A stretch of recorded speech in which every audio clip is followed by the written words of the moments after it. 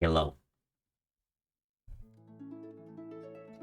I have arrived yet again. I really need to work on my opening speech for the stream.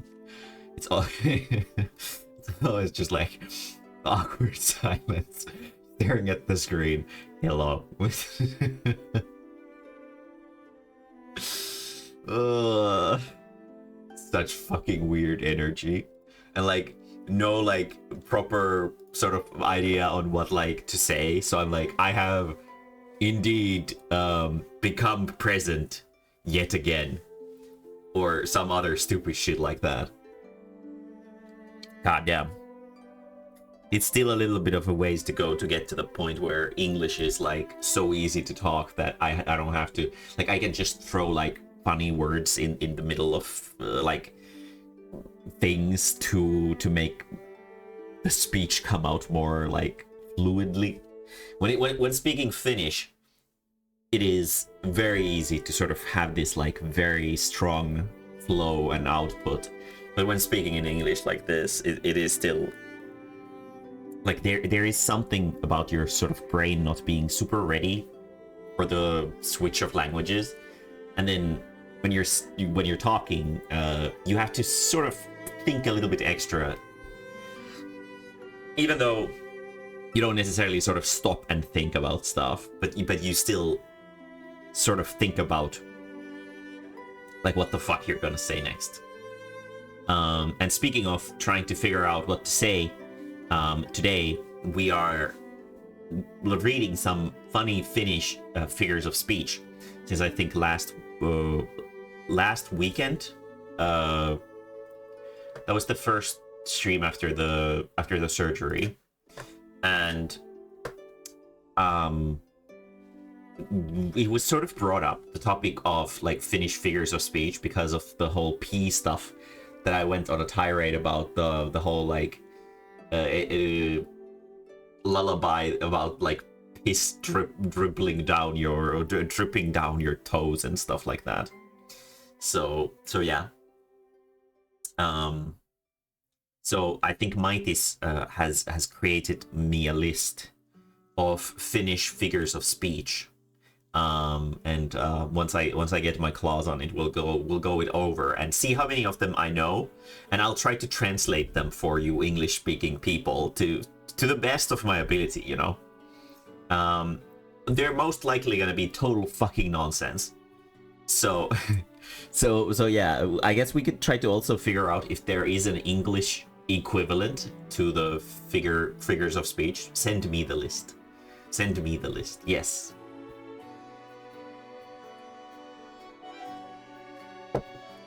We can look at the list together.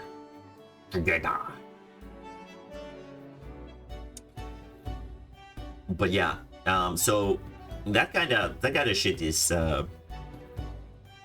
what's sort of going on with me. I've been doing work. Today has been a pretty busy day. I've been getting everything ready for Desukon, for the selling of stuff.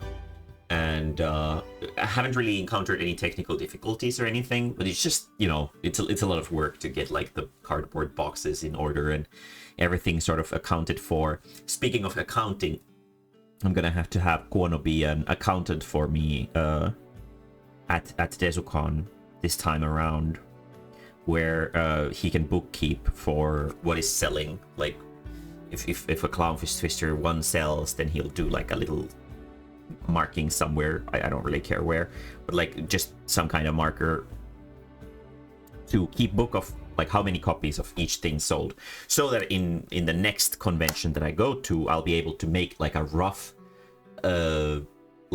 guess on how much stuff I need, you know. I tried to do it last time, but I was sort of yeah, no. I'll bring like a unless you want to do it digitally somehow, I'll bring like a little notebook or something that you can hello, that you can write the things down on. Thank you. And let's see. Suomalaisia sanontoja.pdf. Okay. Oh, these have been categorized too. Oh, look at this, guys. Fuck. Let me show you guys. Look at this. There's they have been categorized.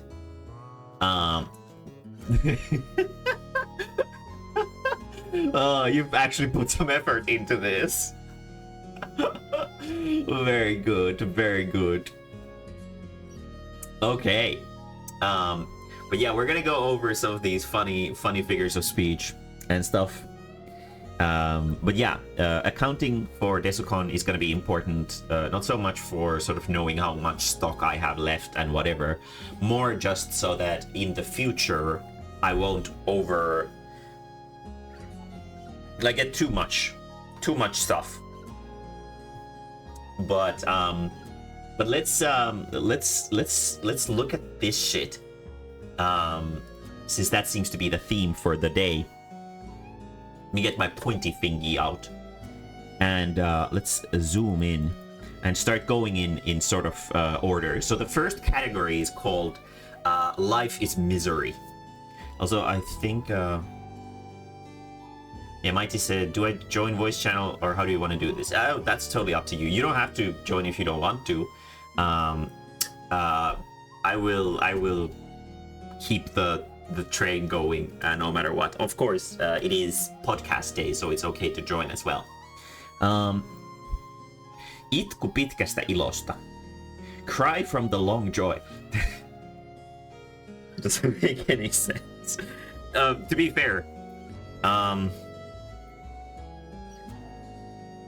so how would I translate this like properly?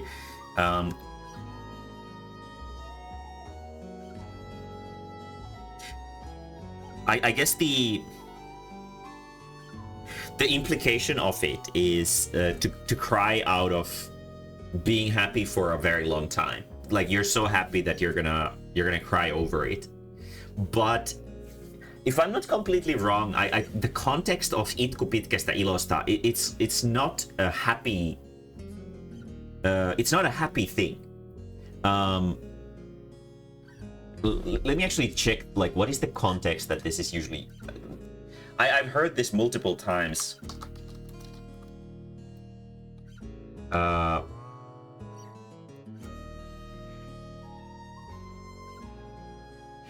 Elikkä, so it's about great joy or happiness is bound to end in sorrow and that things don't last forever. Yes. So like after experiencing great joy for a long time, there is bound to be tears in the end. So that's basically what the figure of speech is saying. It's a really fucking miserable thing to say. The context for it is usually something along the lines of like, let's say a child has a balloon. And the child is really fucking hyped about the balloon and they play with it way too much and they get a little bit too rowdy with it and then it blows up. And then the parents are like pointing at them and laughing and saying this. So yeah, that's basically what it is. Sitä tikulla silmä, joka vanhoja muistelee. Stab the one in the eye who reminisces over old things. He who moans about his troubles is the prisoner of his troubles. I guess that's a way to put it. I've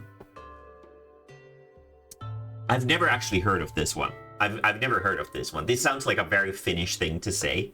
It's basically saying like stab a wooden stake at the eye of someone who reminisces too much. Which is like, why? Why do you have to escalate it to that point? Why do you have to be so fucking violent? Like, but it's basically, I guess, a way to say to not be stuck in the past too much, just in a really fucking mean and awful way. So like, it's like someone saying you like fucking get over it, you stupid bitch. That's basically what it is. It's a very, very violent way of doing it. Aikansa kutakin. Everything ends after. I guess it's I don't actually know if I... this is like sort of... I don't know. I guess this would count as a figure of speech, sort of. It's basically just saying that like nothing is permanent. Like you enjoy something for a specific amount of time, and that's basically it. I don't think there's any other meaning to it. The next one though is definitely a figure of speech. Ahnella paskanen loppu. The greedy man has a shitty end. Is literally what this translates to. I don't know. I guess the culture in Finland is sort of, for a very long time we've lived with sort of very little, I guess. The Finnish country was basically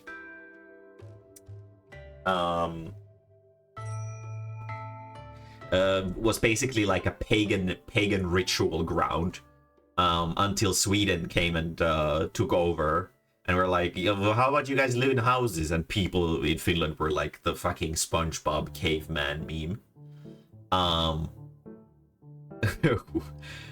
which is, you know, and then people didn't really have a lot for the longest time. There was the war too. Before the Finnish independence was obtained, and stuff like that. So it's sort of integrated in Finnish culture that you shouldn't boast about what you have, and you shouldn't really talk about what you have, and you shouldn't try to like try to get everything for yourself, because the greedy man has a shitty end. Paska is literally the word for shit in Finnish. So this is actually, it's a swear. There's a swear word in this one.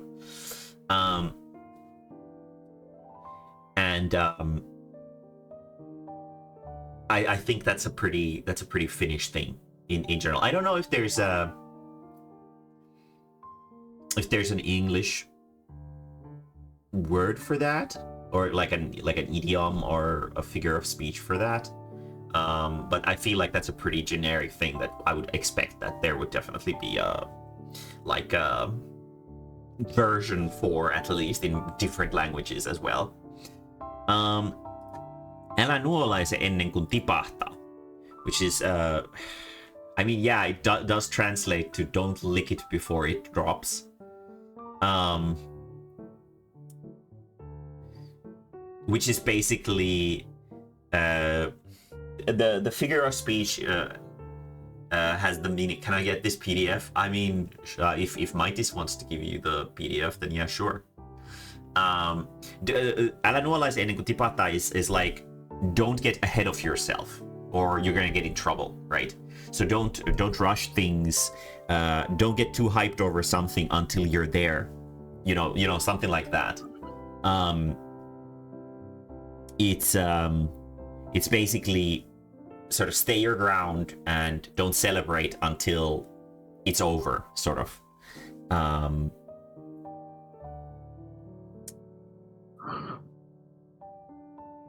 Wait, what was that weird breathing noise? Did you guys hear that? Wait, is there someone in the voice chat? Oh, it's Mike is heavy breathing into the mic.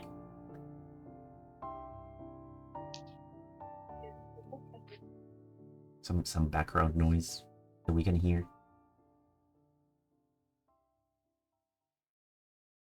What the fuck? If you're trying to say something, I can't hear shit. Except for heavy breathing. There soon. Okay, very good. Kolikolla on aina kääntöpuolikin. Yeah, this is literally just the coin has two sides. It's like there is a side. There's a different side to everything. It's a pretty basic thing. I feel like this definitely exists in multiple languages and cultures for sure. This kind of figure of speech is that you have to understand that nothing is sort of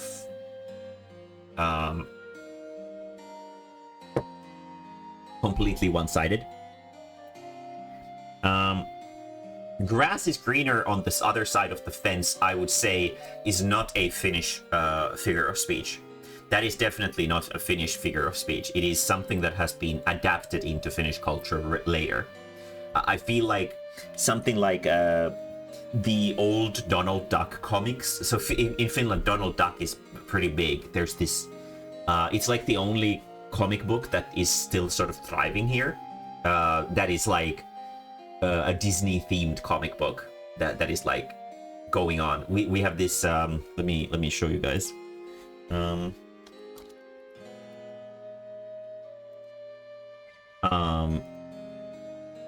We have Aku Ankka, which is Donald Duck in Finnish. It's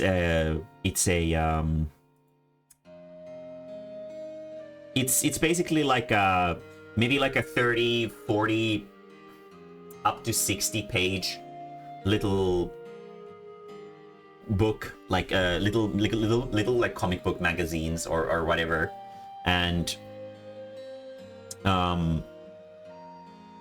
it's just like silly short gag comics and stuff like that about Donald Duck and some other Disney characters going on adventures, and sometimes longer stories, but sometimes shorter. It is sort of very ingrained in Finnish culture. A lot of Finnish people read it, and it is a sort of, I guess, a big deal here. And I think that a lot of American figures of speech and stuff like that, one long story and then short ones. Yeah, that sounds about right. And you get it like weekly, I believe. But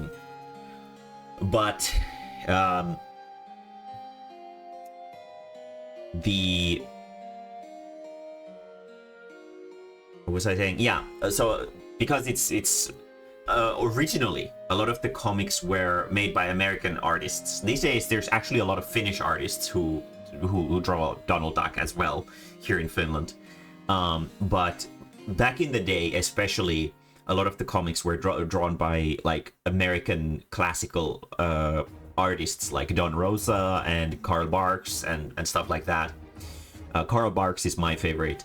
Don Rosa is great, and the artwork is fantastic, but there's something about Karl Barks's comics that just appeal to me. They're sort of clumsy, especially the character dialogue, in like a really funny way. So I always enjoyed them a lot. But I would bet that stuff like this, the grass is greener on the other side of the fence, is something that has come through this kind of cultural exchange here in Finland. It is not something that I would say is like sort of originating from Finnish culture.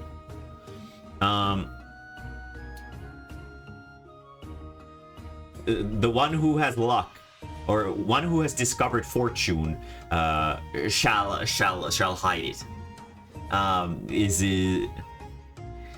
It's like it's exactly what I was explaining earlier, is that it is ingrained in Finnish culture that if you are happy about something, if you're successful about something, if anything's going well, you should hide it. You should hide it because Finnish people get offended by the fact that you're successful, right? I remember that when I went to I went to Desukon for the first time. I had like one of these very successful porn-themed panels.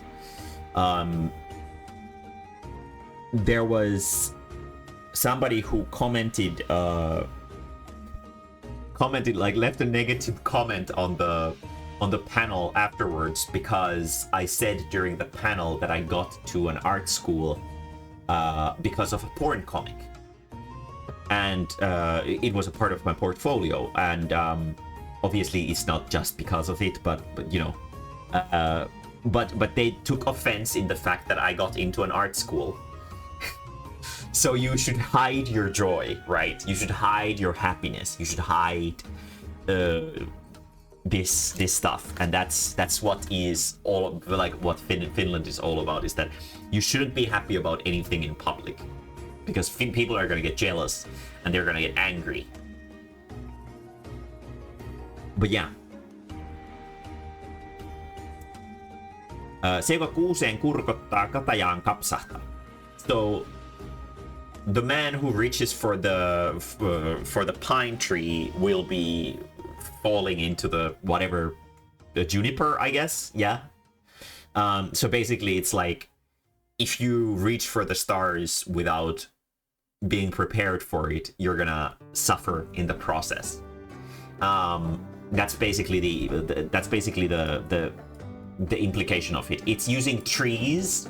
It's using trees in the figure of speech, because trees are what Finnish people understand. There's a lot of there's a lot of trees in Finland, so everyone in Finland knows what the trees are.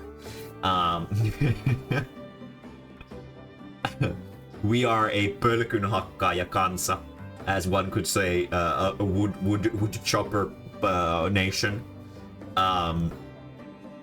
So there's probably some like nature related things like this in these figures of speeches for sure. But it's basically, again, another way of saying like, don't try too hard or you're gonna get hurt, which is kind of a bummer in the sense that a lot of Finnish figures of speech are like, don't try too hard, don't be successful, don't be happy, you should just be quiet, stay in your house and shut the fuck up. That's like what a lot of these are. Which is like, as a Finnish person, I do enjoy a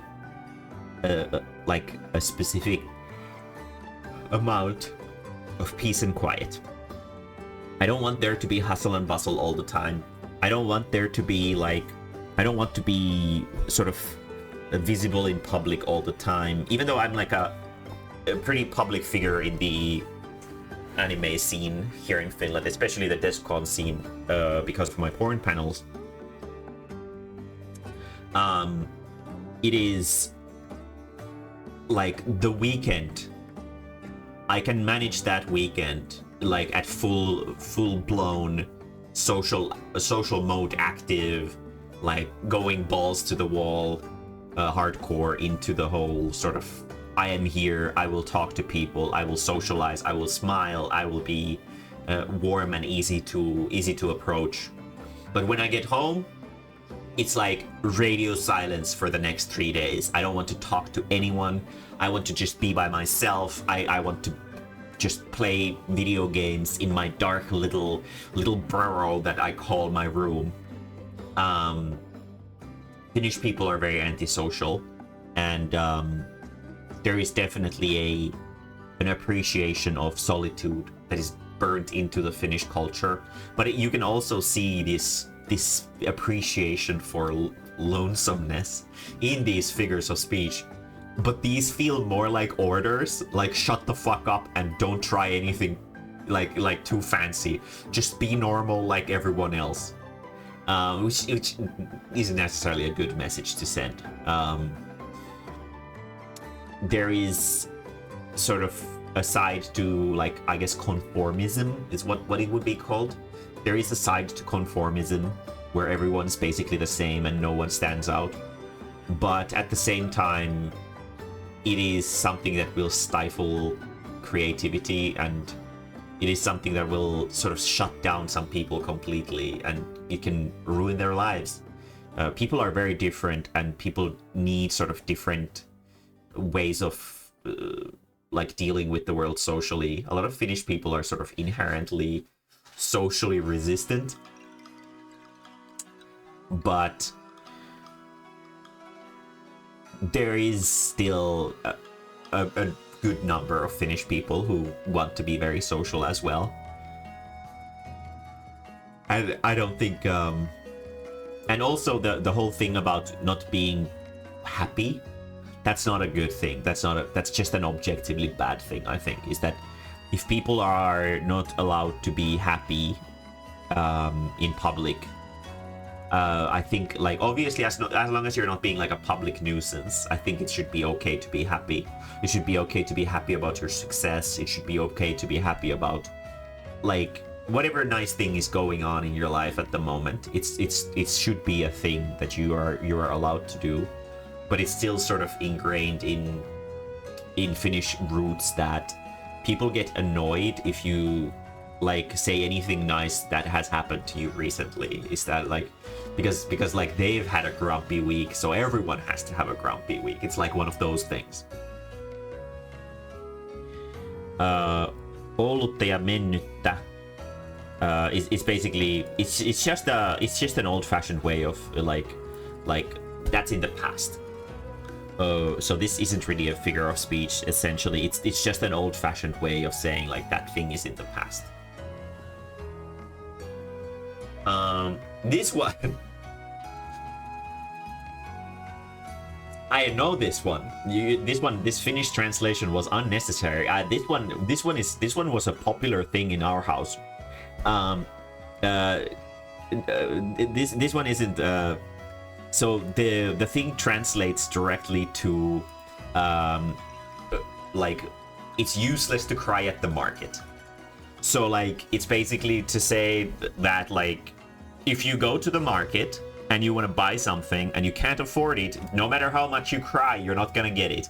Or at the same time, you can say to your children who are like being annoying at the store or something like that, that ei auta itku markkinoilla, because you're technically at the market.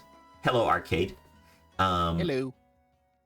And it's basically a way to tell your stupid children to shut the fuck up, because they don't deserve the toy that they want or whatever.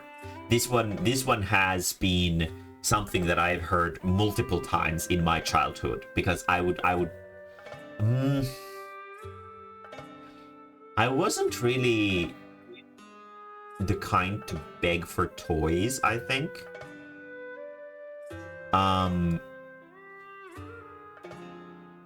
But this was just used in general for like, even if someone wasn't literally crying, if someone was like upset over something, but there was no other alternative, like, oh, where we have to go to grandma's place. I don't want to go to grandma's place because it's my vacation and I want to play video games, and I live in a time when I don't have a portable console yet.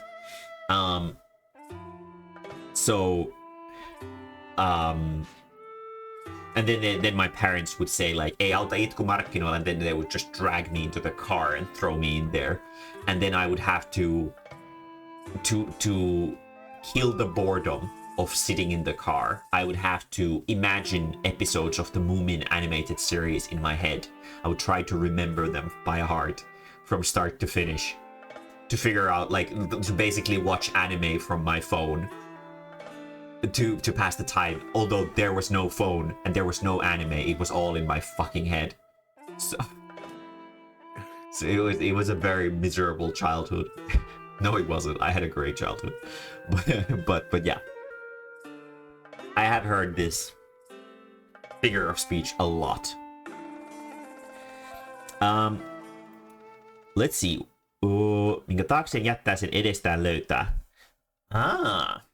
What you leave behind you, you will eventually find ahead of you.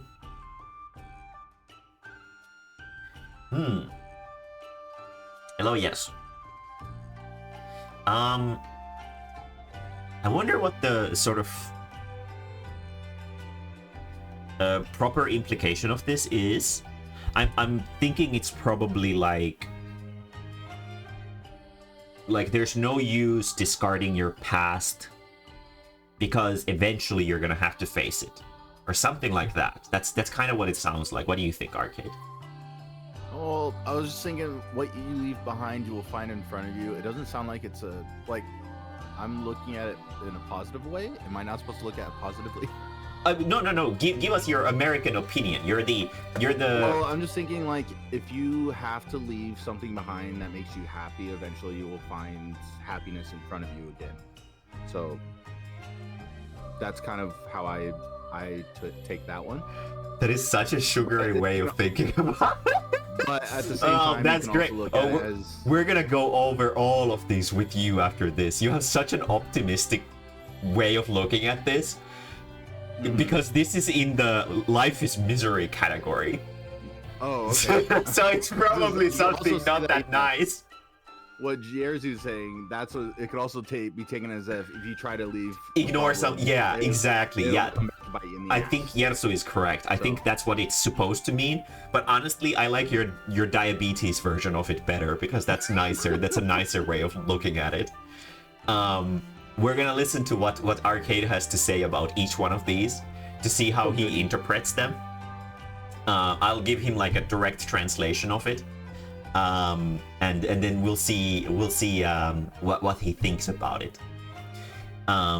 Is what's not written here the direct translation? It is, but Maitis is not really a specialist in English, so Got it. Okay. the translations are kind of shoddy from time to time. So I think yeah, I think it's like the direct one, but not the correct one. yes, it's not necessarily the correct words being used in the choice of words. Also, let me I am reading through these. Not all of these are going to be sugar-coated stuff because I get to tell like pride comes before the fall. That's like a warning thing. Mm-hmm. Yeah, Mightis is Pelican. Let me Also, you skip at the Thin Peace one. Which one? Parempi Oh, I did. Let's go back to that. But Chotto matte. Let me I did create you that thing, but Yeah, I think it was like for the summer Desukon recap thingy.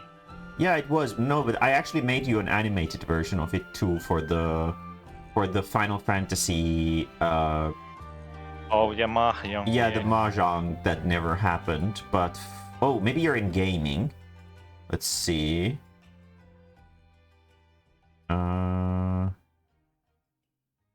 Chem Amico Arcade, Beep Deli, Jojo Cola Pepsi. No, you're not.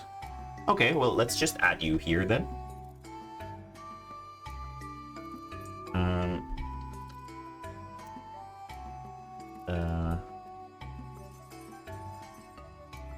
Doink, doink.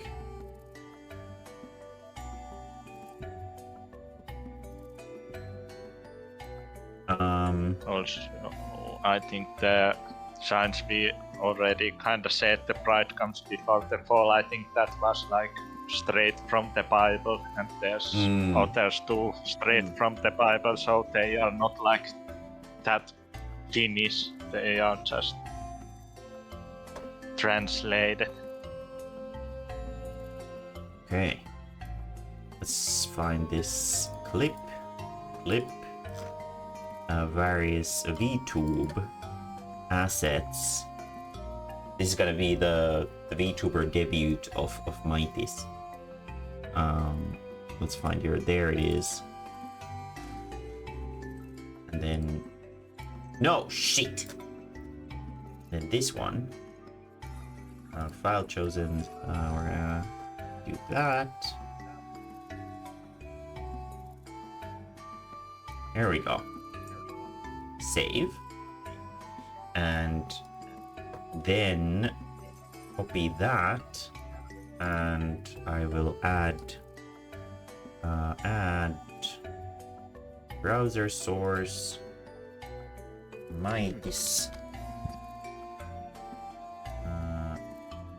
While you figure that, I will be right back. Yeah. There he is.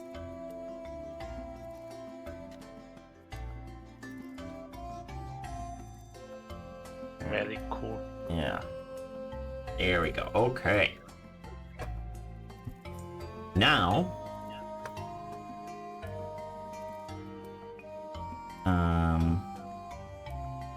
close that. And we can go back to this here. There we go. Okay.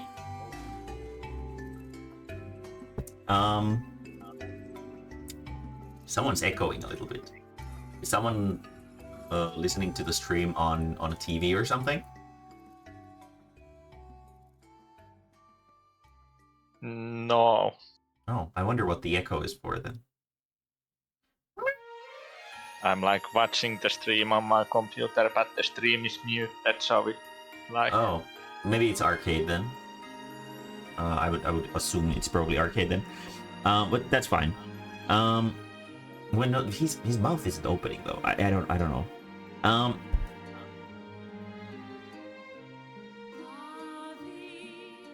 Can you guys hear that? Am I hearing this? Am I just like going crazy? Nah, maybe I'm just going crazy. Anyway, well, this one. Parempi laiha sopu kuin lihava riita. It's better to have a thin peace than a fat fight or war or something like that. I'm guessing that the sort of implication essentially is that you should try to keep up this like a shitty peace, like a fake peace with your neighbors or something like that, even though you fucking hate them. Instead of having a full-blown fight with them constantly, you should like act like you're friends with them, even though you absolutely despise everything about them. That's sort of how I would see this. It's again, it's like one of these weird sort of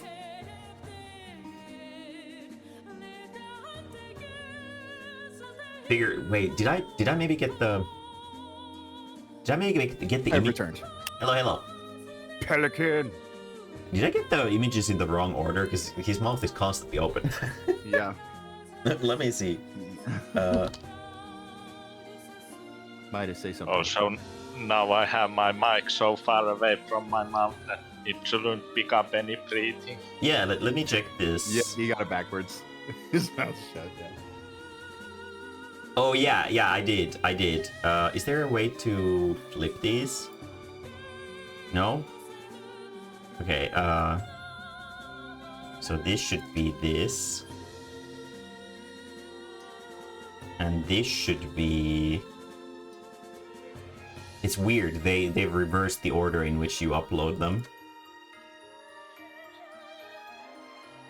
Save.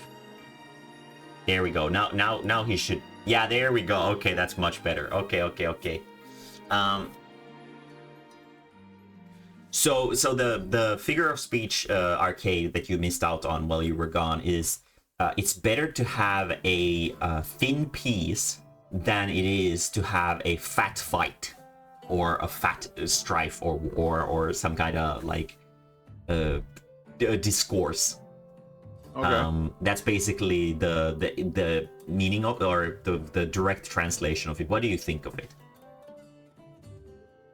Well, I do agree it's better that there is peace than there is a dispute, but dispute is still important. If there... I feel like if there's thin peace, there's still some issues. Yeah. I'm pretty sure maybe they need to get some of that dispute out of the way. Yeah, it's basically, I think what it's basically saying is that don't pick a fight with your neighbor even though you hate them. It's like, don't start like I take that, yeah. Like don't start hurling like burning toilet paper over to their yard even though you fucking hate them. Just talk shit about them in your private in the private quiet of your home. Okay, and I see over here, if you didn't like your neighbors, it would set a bag of dog shit on fire their porch, on on fire and stuff, so they stomp it out and all that. Yeah, they did that in The Simpsons. Yes. Oh, I didn't know that. Oh yeah. Okay, let's check the. Oh yeah, this one we did already. What do you leave behind you? You find in front of you. Nyt on piru merrassa, which means there is a devil in your, specifically a crab trap. Merta is a trap that is designed specifically for catching crabs. Okay. I don't I don't know if they're actually classified as crabs or if they're like some kind of relatives. Crustaceans. They're more like crawdads.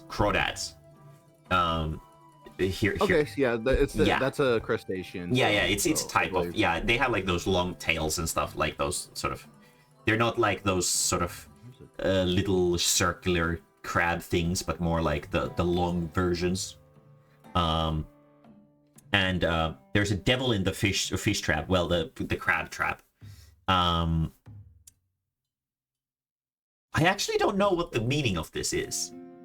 Thank goodness, because I'm just thinking like Yeah. it sounds like you guess just it's- caught something that you weren't planning on. My guess is that like someone's really mad about something, or that what you said is that you have to, like, you're pulling up your crab. So the crab trap is basically, let me actually get you guys a picture so that you understand what we're talking about.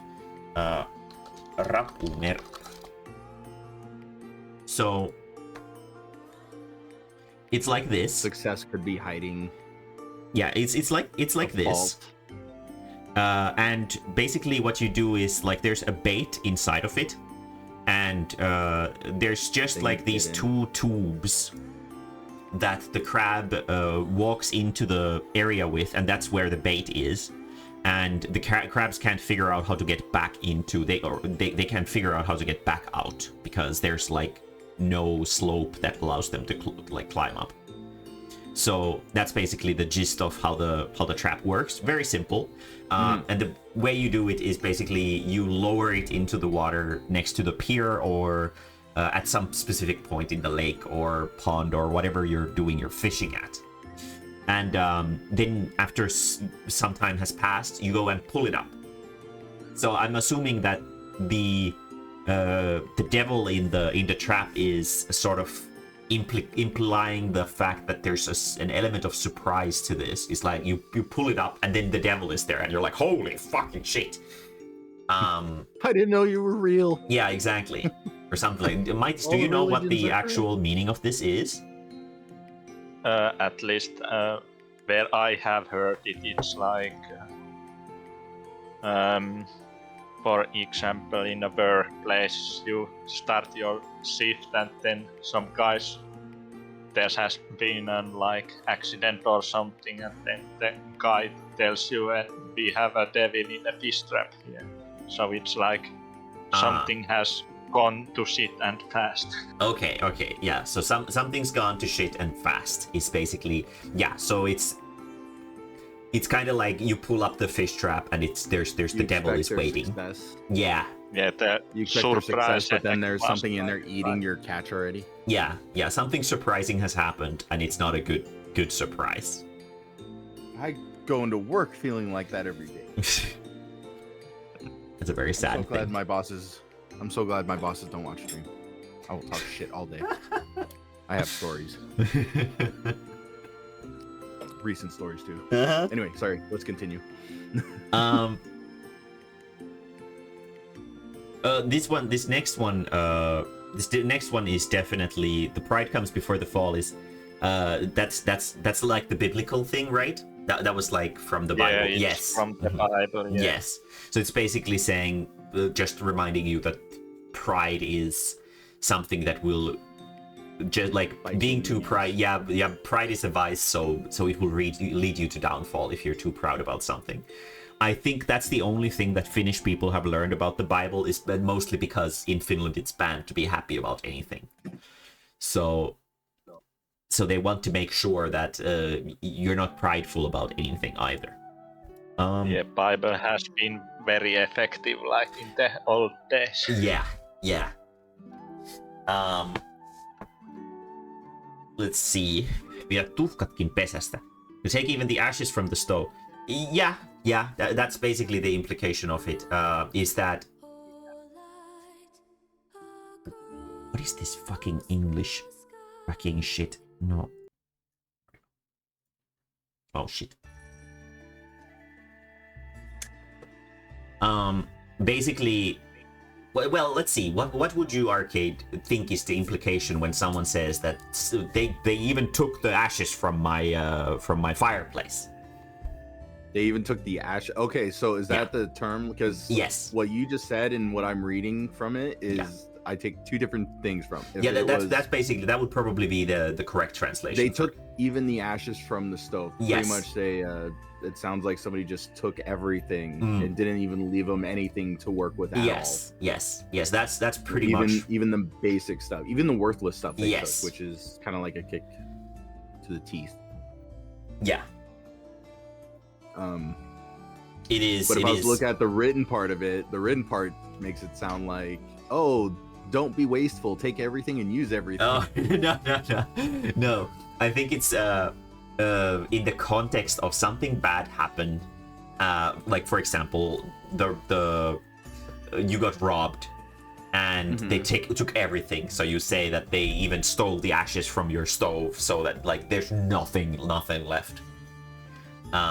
See, someone's so greedy that they even take your trash. Exactly. What Yesu is saying.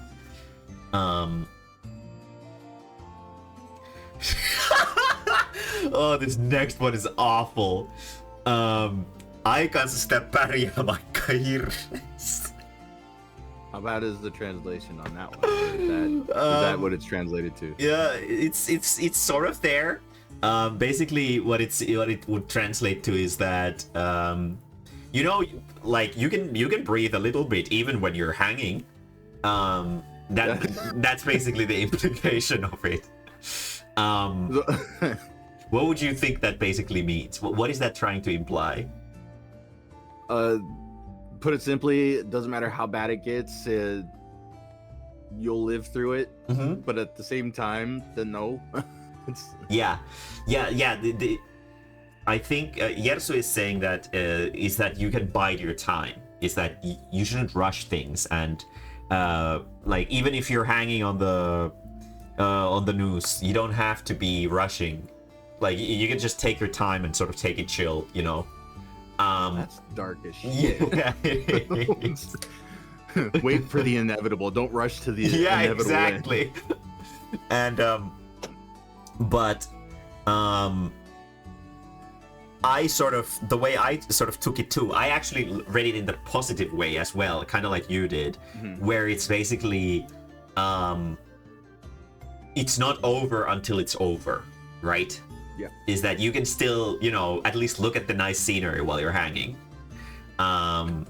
So you know, try to find positivity even in the darkest of your moments. But I don't think that's what it means. Probably, knowing that it's from Finland, that's probably not what it means. It probably means something along the lines of, like you know, don't rush anything, even if you're like just about to die. Like don't rush it. Like don't get ahead of yourself, you piece of shit. It's like. Well, it sounds like it's meant for after, like, so it doesn't. Once you get through the bad part of it, you might still survive it. Yeah. So, I very much like this next one. Jos sauna, terva tai viina ei auta, perihauta. So yeah, if sauna, tar, or booze don't help you, you're most likely. Well, it doesn't even say. Most likely, it just says if sauna, tar, booze don't help you, you're just going to the grave. What does it mean by the tar? Tar is tar is tar. As in tar is. So in old like folk remedies, it is said that, well, I think there is some kind of medicinal backing to it, but the tar has some medicinal properties, like when you wash yourself with it. Okay. Like tar soap, for example, is pretty popular here in Finland. Yeah, we even have like candy flavored with it, and yes, booze, and pretty much everything can be flavored by tar. Yeah, when I said that Finland was a pretty poor country, I wasn't kidding. We were just eating fucking tar because there was nothing better to do. Yeah, and nowadays it's like fine dining for tourists. You Yes, can go to a fancy restaurant and have tar flavored sauce on your reindeer steak also. Yes, it is. It is. Tar is these days. Tar is it's a fine dining, cool, like gastronomical wonder or whatever. Gastronomy. Gastronomy, Right. yes, gastroastronomical wonder. So just you get the right to lick some tar off of shit is a great honor in here now. But basically, Same thing. They did that with lobster too. Lobster used to be a prison food. oh really? Yeah, now it's a big fine dining dish that costs an arm and a leg. Oh yeah, I remember how much it cost last time. It was disgusting. Like it tasted all right, but Are you talking about the crab in the bag? yeah, Okay, we're not doing that again. That was no not what fucking way. I don't want to do it anyway. Because like, so I guess the way to eat like crab. What kind of crab was it again? We were trying to go for king crab. Yeah. You're supposed to crack open the outer shell to eat the meat up from the inside. Yeah. So yeah, it's like this. It's this guy, this big dude. We had some when I was at the States was it the last time? Yeah, it was the last time, yeah. yeah, it was the last time. Yeah, it was during the Christmas, and it was like right before I had to leave. I think it like just I don't remember what was the context of it, but it just sort of came up that you wanted me to try the king crab, and it was stupidly expensive, I think, right? It was, especially from the place that we got it from, and I wasn't expecting it to come in bags like that. Yeah, they basically sent us like big see-through bags, and there was like oil inside, and Butter, oil, seasoning. yeah, stuff. and you were supposed to take the crab and like shake it so that it was it was getting seasoned by the bag. It was the most unappetizing way to ever display food. And then something that I didn't really understand about the whole crab thing was that there was no sort of side to it. It was just the crab. It was just supposed to be there for that. Yeah. Which we do. If we try doing king crab again, we're gonna do it the way that I remember how to do it, which is pretty much we eat it cold and we eat it with hot butter. That's it.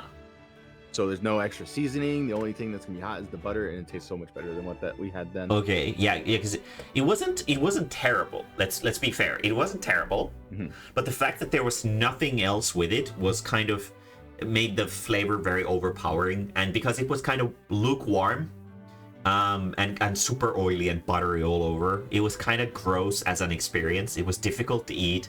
It looked absolutely unappetizing, and I have pictures of you eating it too. Yeah, and there's a picture of there's a picture of me that has free real estate on Arcade's phone, where I'm just like looking the most disgusted in front of the bag, and there's like a pile of corpses in front of me. And don't forget you're wearing gloves. Oh, which one? Oh yeah, the gloves. You were wearing gloves with it too. Yeah. You had to wear gloves because they were so greasy and gross. It was not necessarily a good experience, even though the flavor wasn't awful.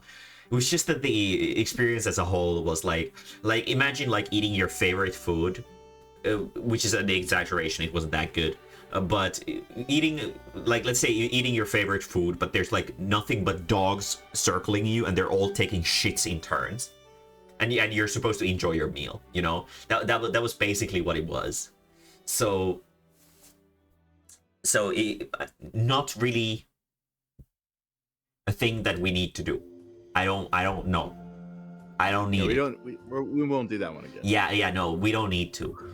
It's just no. But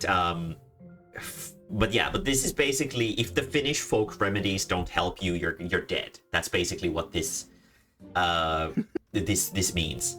Sauna is known to be the pharmacy of the poor, is what a lot of old folks call the sauna.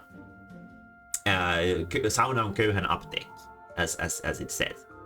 And basically there is a little bit of truth to it. Sauna is great for getting rid of colds. Sauna is great for anything that's sort of having to do with your like breathing and stuff like that. And because it forces you to sweat, it also gets like shit out of your body. So it is good for you. It's really good for you, and it also makes you sweat, so it makes your heart work harder, which makes your blood circulation better, which is also good for you.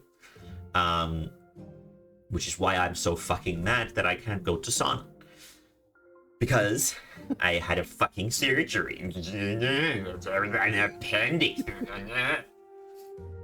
Oh yeah. And that's also when we are trying to find the new apartment, we are like searching for one that has their own sauna. Yeah.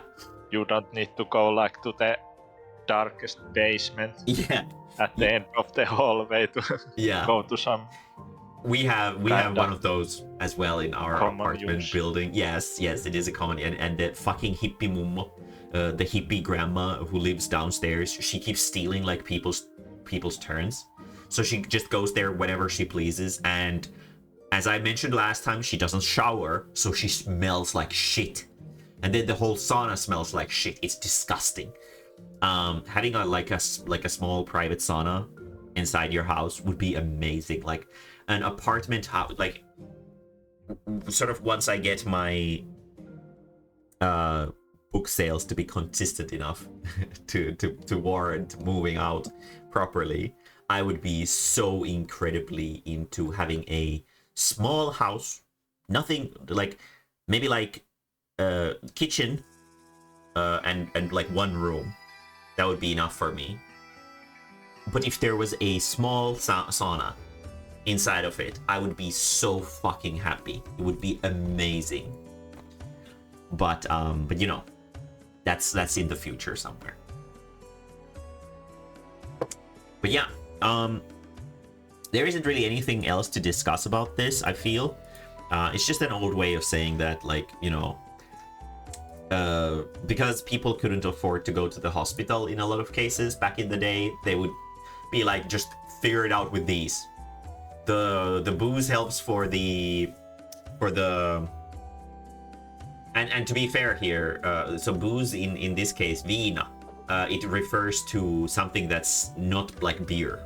It's like referring to like vodka essentially. Hard liquor. Yes, hard liquor. Yes. That's like the painkiller for the poor, and sauna is like the thing that cleanses thy body, and then the tar is, I guess, what the fuck ever it's supposed to do to you. So that's basically it. Next, animal themed ones. There's quite a few of these as well. I've been reading through these ones, a lot of them. I have no idea what those are supposed to be used for. Yeah, and this is great because so what would you say would this be? When you have your own cow in a ditch, what would that mean? What do you think that would imply? Have your own cow in a ditch. Yes.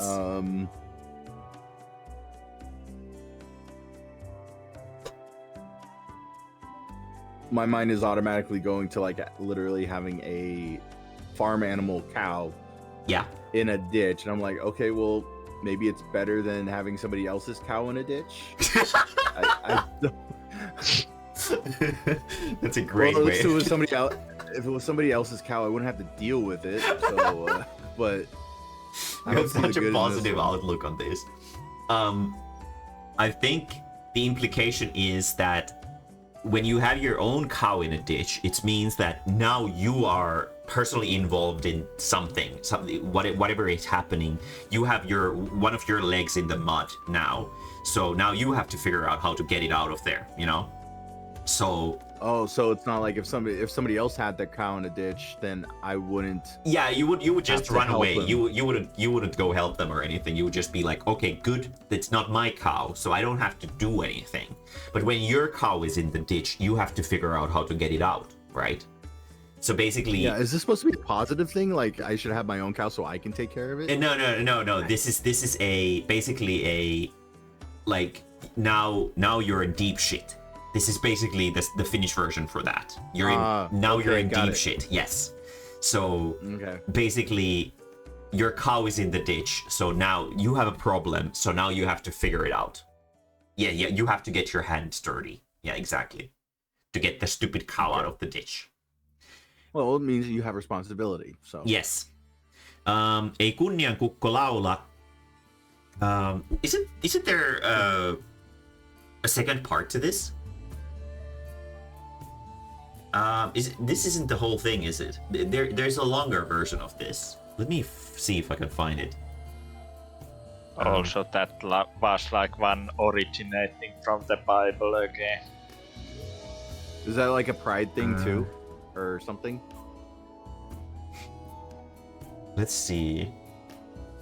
How I have heard of it, it's like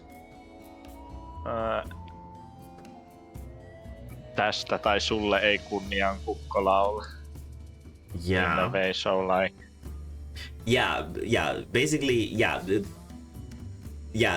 translates to because of this, the Rooster of Honor won't be singing for you. So what would you think is the implication of this?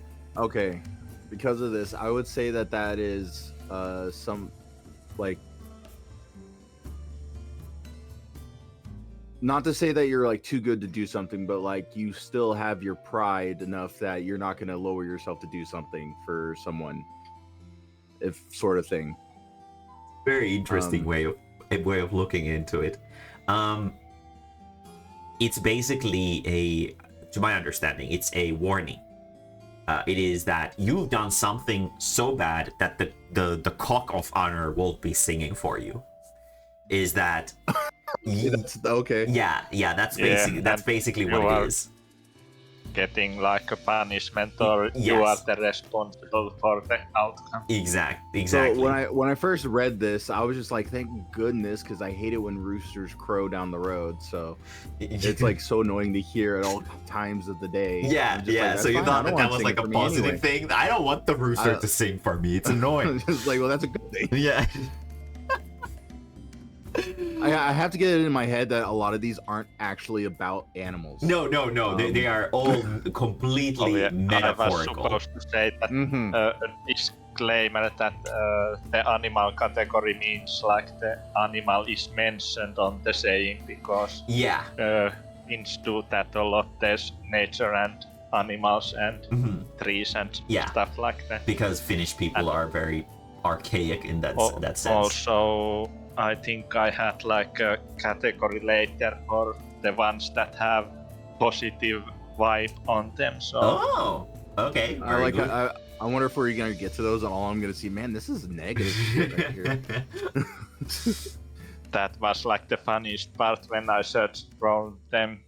Like the main thing is that they warn you of something bad, or like instruct you how to avoid the misfortune. So there is like low amount of actually like for a positive situation. Yeah. Very good. The world is full of danger, and the Finnish figures of speech will protect you from them. There's like 2 houses around here that have roosters that scream in the summer. Oh yeah. There's a lot of even in the like semi-urban areas, even here where I live, there is it's not a farm, it's just some people keep chickens as pets in the nearby. And there's sometimes like geese also wandering around when we go for walks with the dog and stuff like that. It's just something that people like to do, and honestly, a chicken as a pet would be pretty cool. I would be okay with that, because they're like living pillows. They don't crow like roosters. They don't. Right? No, they don't. Okay. I'll be okay with that. They just make like the bok noises, and they're pretty nice, and they're very soft and squishy, and they're not like difficult to keep alive. I think, kind of like ducks. Yeah. And because chickens don't fly, they so don't you don't shit need... all over the house. I think chickens are also like one of those animals where they sort of have a designated shitting spot where like you can teach them to shit in a specific spot, and then they will always do it like sort of out of reflex. So, and obviously you wouldn't necessarily keep the chicken inside the house. They would have like an outside little fenced off coop area, yes. Because they don't really like being outdoors, right? Or indoors. They would be better off outdoors. And then you could take them indoors sometimes. Have a little cat flap or something like that. Let them come in whenever they want. Something like that. Okay. But yeah, next one is löytää se sokeakin kana joskus jyvän. Even the blind chicken finds the seed every now and then. What do you think that means?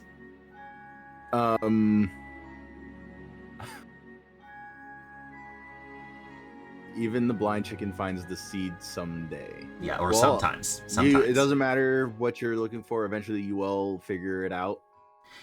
At the same time, even the blind men will finally, or what was the one saying? It was, even a broken clock is. That is right exactly what this is. This is exactly what it is. Is that you are right. That is true, but you are fucking stupid as shit. Is basically what it's saying. Is that my first thought was like, even a dumbass will figure something out. Yes. Eventually, once or twice. Even if you're total shit, you can succeed sometimes out with pure luck. That's basically what it is. It's like calling someone a blind chicken is like, you're a fucking idiot. But even you can sometimes get the seed, you know? Is like, yeah. That is good. But I was thinking like this is the broken clock thing. This is the broken clock. It's just the Finnish version, which is with animals and nature, because that's what Finnish people understand. So the next one is muna neuvoo kana. The egg is instructing the chicken.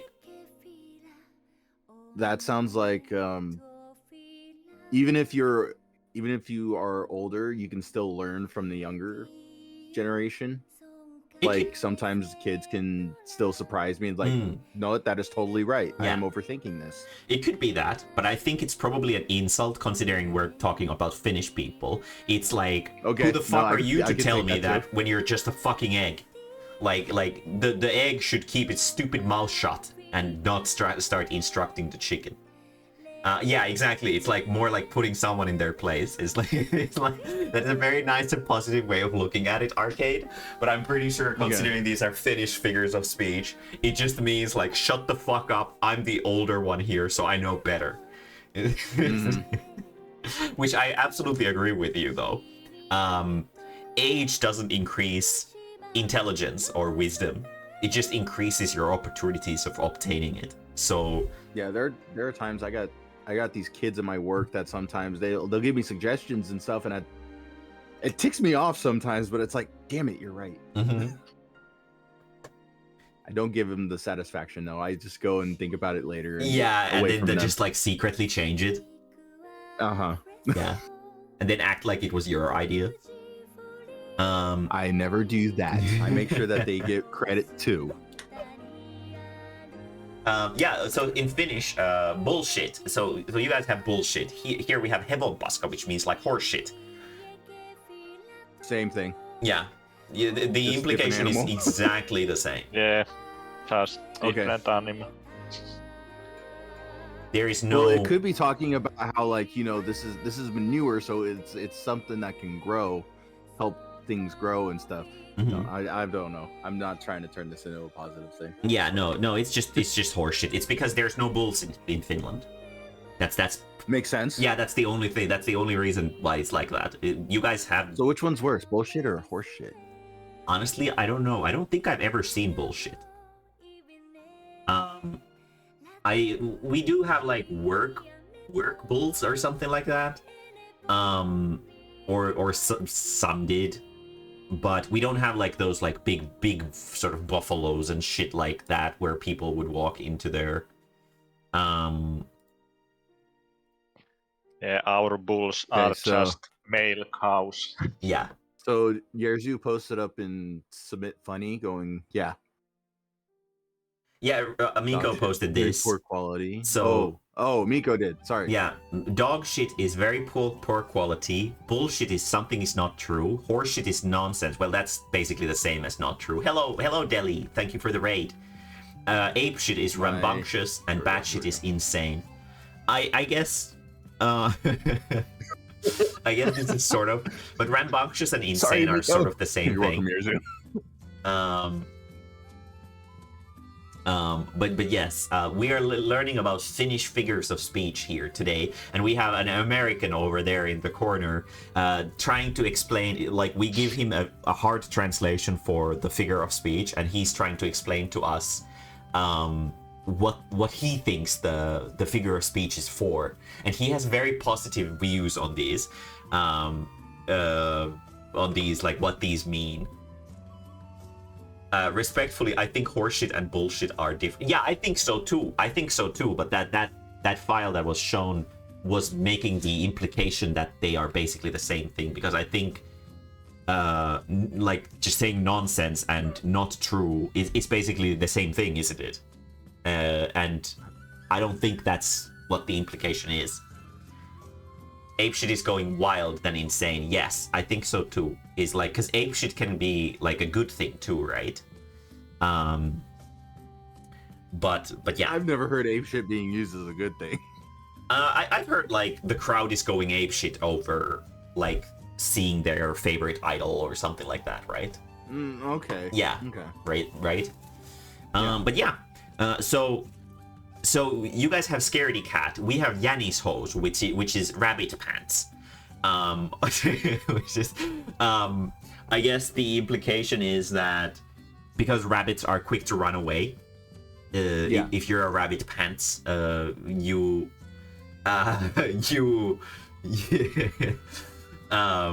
tuliko pupu pöksyyn? Yes. Did you get a bunny in your pants? Did you get a bunny in your pants? Do you have a rabbit in your pants? Is like when you're chickening out from something. That's basically what the implication of it is. It's a very common thing, especially in like older children's cartoons and stuff like that, where the school bully character in the comic is, or like cartoon, is trying to egg the main character on to do something stupid, and because the main character is reasonable, they're trying to be like, no, I don't want to do that, and then the other one is like, Yanni's hosu, calling them a rabbit pants, because they're trying to rabbit their pants out of the situation, which is not a good thing according to the bullies. So yeah. Also I added it because it was again like same thing, but we just changed the animal. Yes. It's basically Scaredy Cat, but it's just the animal is swapped, because here in Finland the rabbits are, I guess, more relevant. But yeah, ei ketulta keinot lopu. A fox never runs out of tricks. That's a pretty accurate translation. Which is probably pretty obvious. Is that there is the fox is known for being like a symbol for like a clever or a trick, crafty, an animal of trickery. So they will never run out of tricks. Is that you should never lower your guard around a fox or a person who is fox-like, unless they're a furry, because that doesn't guarantee that they're smart. I've seen so many fox furries who were idiots. Some of them were pretty nice, and they weren't idiots, but there are stupid foxes out there too. Don't underestimate the variety of what the world can bring upon you. Ei makea mahan täydeltä, which is like don't fill your stomach with sweets, or yeah, that's probably like a hard translation for it. What would you think that means? Don't fill your stomach with sweets? Yeah. Well, obviously, don't overeat on sweets, because that's not going to end well. Reading the hard translation of it, the not so much sweet that it fills the whole stomach, it's like, don't have a whole bunch, because that's not going to fill you. That's not going to give you what you need. Too much of a good thing is bad. Yeah. That's basically what it is. That's a good way. Yes, that's a good way of putting it. Too much of a good thing can be a bad thing. To that one. Yes. It's basically saying that if you only indulge in the positives of life, it's not gonna end well for you. You know, there needs to be a balance. sorry, this one and the next one. Why are these ones under animals?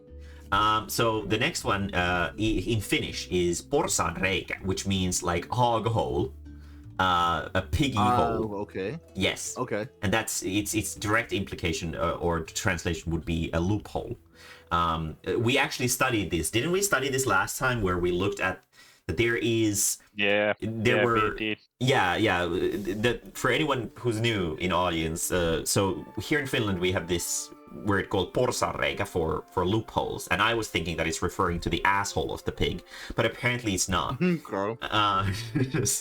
So what it actually refers to is that back in the day, there used to be these little holes made into the pig pens so that the little piglets could run out of them to sort of traverse around the area better, to get some movement in them.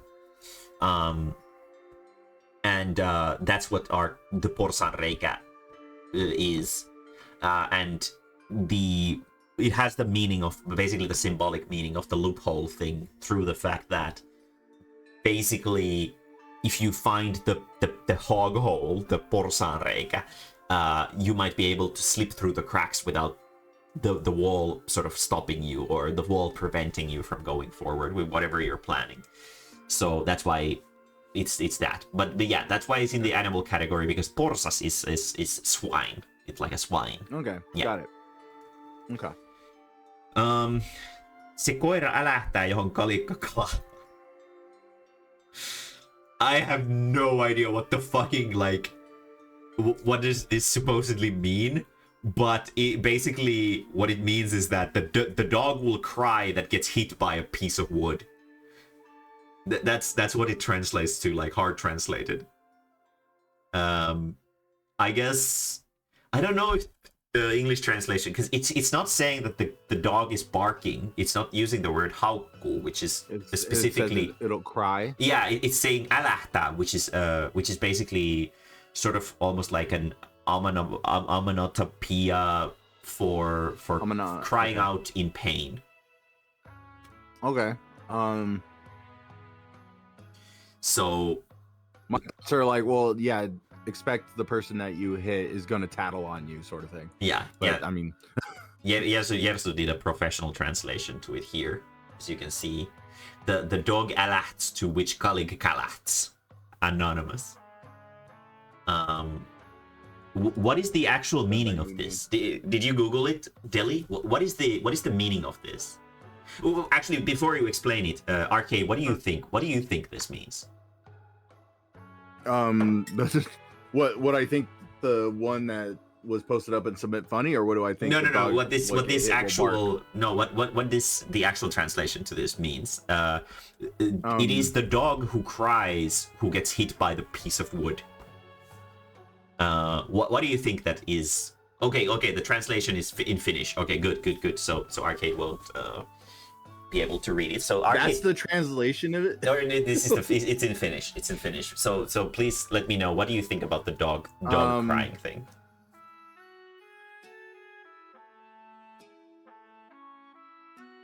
I don't know who's the dog. Are you the person who's inflicting the fuck? pain upon the dog? There's no way you're gonna get this right. This is such a nonsense figure of speech. What the fuck? Well, I don't think I'm supposed to get any of these things right. Yeah, no, not really. It's better content when you don't. But yeah, what do you think? What do you think it means? So, well, just the fact that it sounds like, okay, yeah, if you hurt someone, obviously it's not gonna go unsaid. Okay, sort of thing. Mm-hmm. But so justice will be served eventually, because the dog that gets hurt will cry. I mean, yeah, that's actually a good way of putting it. Yeah. Mm-hmm. So, tämä sanonta tarkoittaa yleisesti sitä, että jos joku reagoi johonkin tapahtumaan tai kommenttiin, se voi olla merkki siitä, että heillä on jotain salattavaa tai että he ovat syyllisiä johonkin. Sanonta viittaa siihen, että jos lyödään kalikalla koiraa, se yleensä haukkuu tai älähtää vastauksena kivulle. Samalla tavalla, jos joku reagoi voimakkaasti tai puolustavasti johonkin, se voi olla merkki. That's so fucked up. Okay, so the actual meaning of this figure of speech is that basically if someone reacts strongly to like, for example, an accusation or a comment or something like that, it implies that they might have something that they're hiding. is because when you hit a dog with a piece of wood, they're gonna cry in response. They're gonna yelp anyway. Yes, exactly. So basically, if you say something, Boy who cries wolf. yes, it's got nothing to do with that. It's like you accidentally admit your guilt. Exactly. Yes. About something. You admit your guilt accidentally about something because someone brought it. Like basically, someone said a trigger word to you, and you reacted to it, and the reaction was out of place. So now you exposed yourself. I have a bit of an example that actually was from you, May. Oh, really? No, but it was from the from when you were trying to do the ETA thing. The what? Diesta? Esta. Oh, Shit. Okay. Yeah. Yeah. When you said, "Oh, you're not the real Esta." Oh yeah, exactly. That is exactly this. Send you this yes. whole list of like, and they got super defensive reputation. about it. Yes, exactly. Yeah. It's because they are guilty of something, so they started making a lot of noise about it, right? The dog started barking because it got hit by the pölkky or kalikka, as it's called here. Yes, that is exactly it. Is that if someone gets weirdly defensive about something that wasn't even an accusation or something like that, it could imply that they are indeed guilty of something.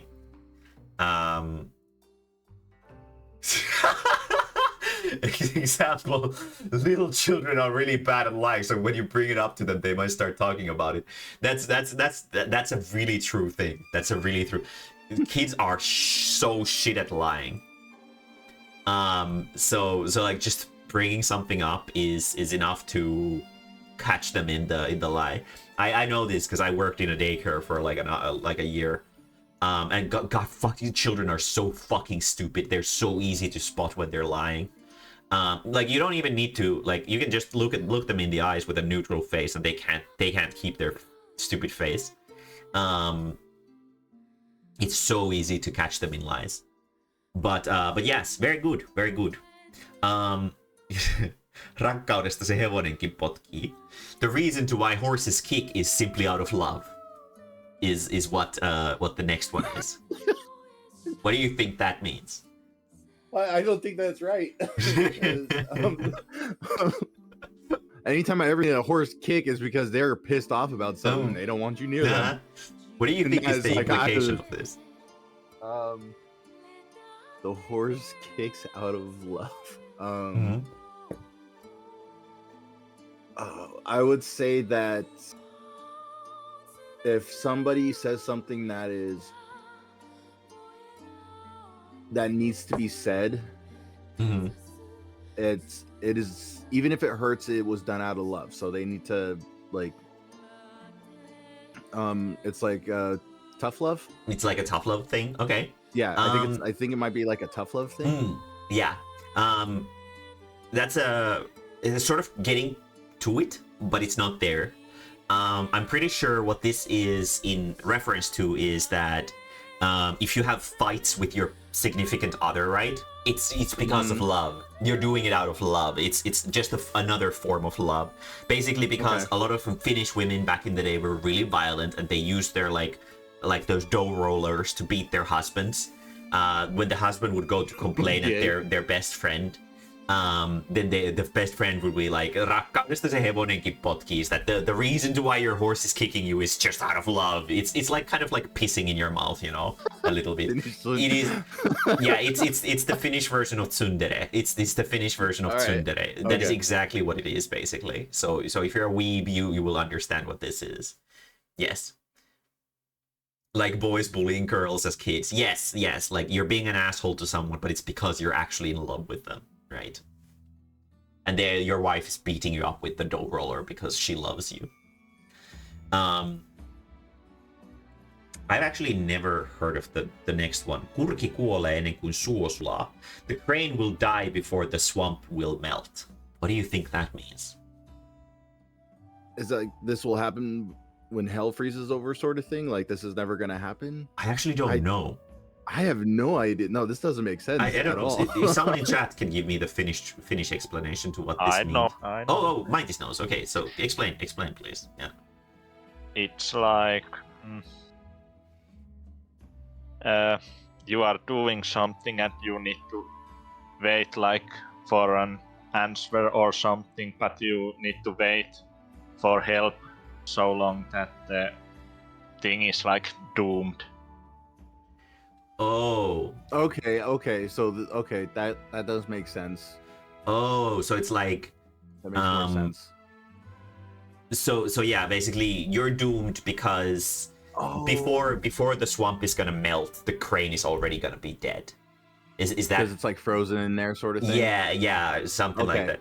Yeah, it's like your sort of your situation is shit because even if there's a solution to it, the solution won't come in time until the crane is already dead. So yeah, that's okay, like that makes a lot more workplace sense. related. yeah, it's a workplace related thing. I'm gonna Like you save that wait for my work. the another apartment to do something that you can continue, but it takes so long that the boss will fire you.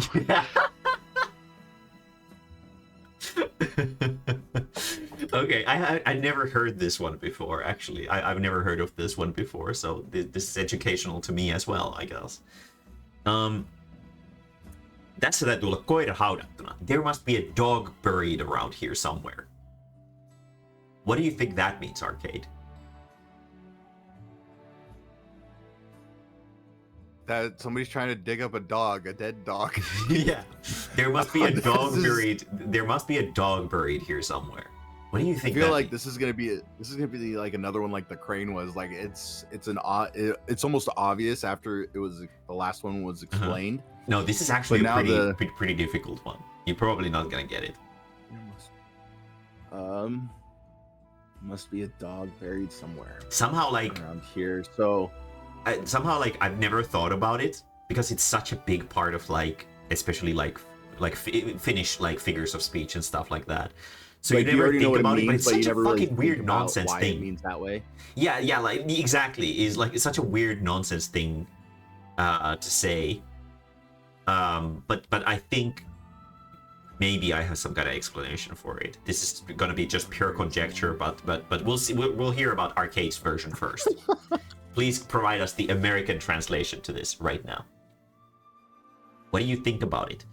There must be a dog buried around here. I got nothing for this one. This is, I mean, like, obvious. My mind is just going straight to, okay, there's a dog. Something smells like shit. There must be something that died that's buried around here in a literal sense. I can't think of this one metaphorically.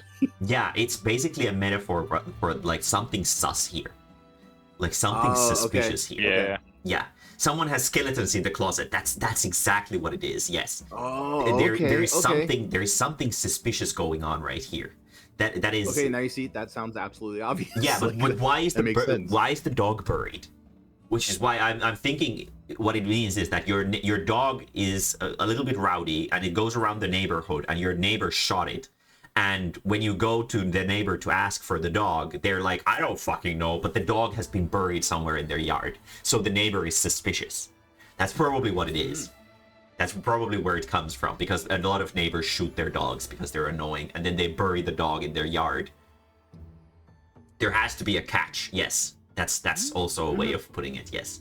There has to be something, some kind of trick to this, or something is not right here, or something is being concealed from me. That is what it is. This next one I'm not familiar with. I have never heard of this. Ei tässä olla jäniksen selässä. We are not riding a rabbit here. Or like, it's not like we're riding a rabbit. Is what probably would be the correct translation to this. It's not like we're riding a rabbit. What do you think that means? Okay. That's, so after the rabbit in pants thing. Yeah. This one sounds like we're not gonna. Everybody else may be running away from this issue and stuff, but we're not gonna be running away from this problem anymore. Okay. Or we're not in a hurry. That's actually a really good one too. Yeah. Yeah, that's actually the correct one. Is the rush? Yeah, not in a rush. We are not in a hurry. Yes. Oh, okay. Yes. Okay. Oh, the English version of koira haudattuna is I smell a rat. Oh, yeah, that actually makes perfect sense. Something smells fishy. Yeah. I get you. Very good. That's a good one too. But yeah, no, I actually had never heard of this ei tässä olla jäniksen selässä, which apparently just means that we're not really in a rush, so don't get your panties in a twist. That's Nick? also like Finnish workplace thing. Oh yeah. Someone is like, we need to do this, and you can be like, Ei tässä ole jäniksen selässä. You can be. Very good. Very good. The next one is älä tee kärpäsestä härkästä. This is basically impossible to translate because härkänen isn't it's not a word. It's basically a combination of the word bull and fly. So don't turn your fly into a bull fly is basically what it's saying. Okay. Yeah. So what do you think it means? We have horse flies. Yeah, it's not it's not really that, but yeah, basically imagine a monster that is a mixture of a fly and a bull. Well, that makes it all the more different. But yeah, this sounds like it's pretty much don't make a big issue out of something super small. That is actually exactly what it is. That is absolutely correct. Very good. yeah, Very good. totally correct. Yes. Very good. Okay. Avata sanainen arkkunsa. What is the... I've never heard of this one either. What? Open your box of words. Use your words. Yeah. Use your Avata words. sanainen arkkunsa. What is the context in Finnish for this? Like, missä yhteydessä tämmöisiä sanot? Maitis, jos osaat selittää. We're not sitting on a breeding rabbit's back in someone's pants. Is give your 2 cents? Is it like give your 2 cents?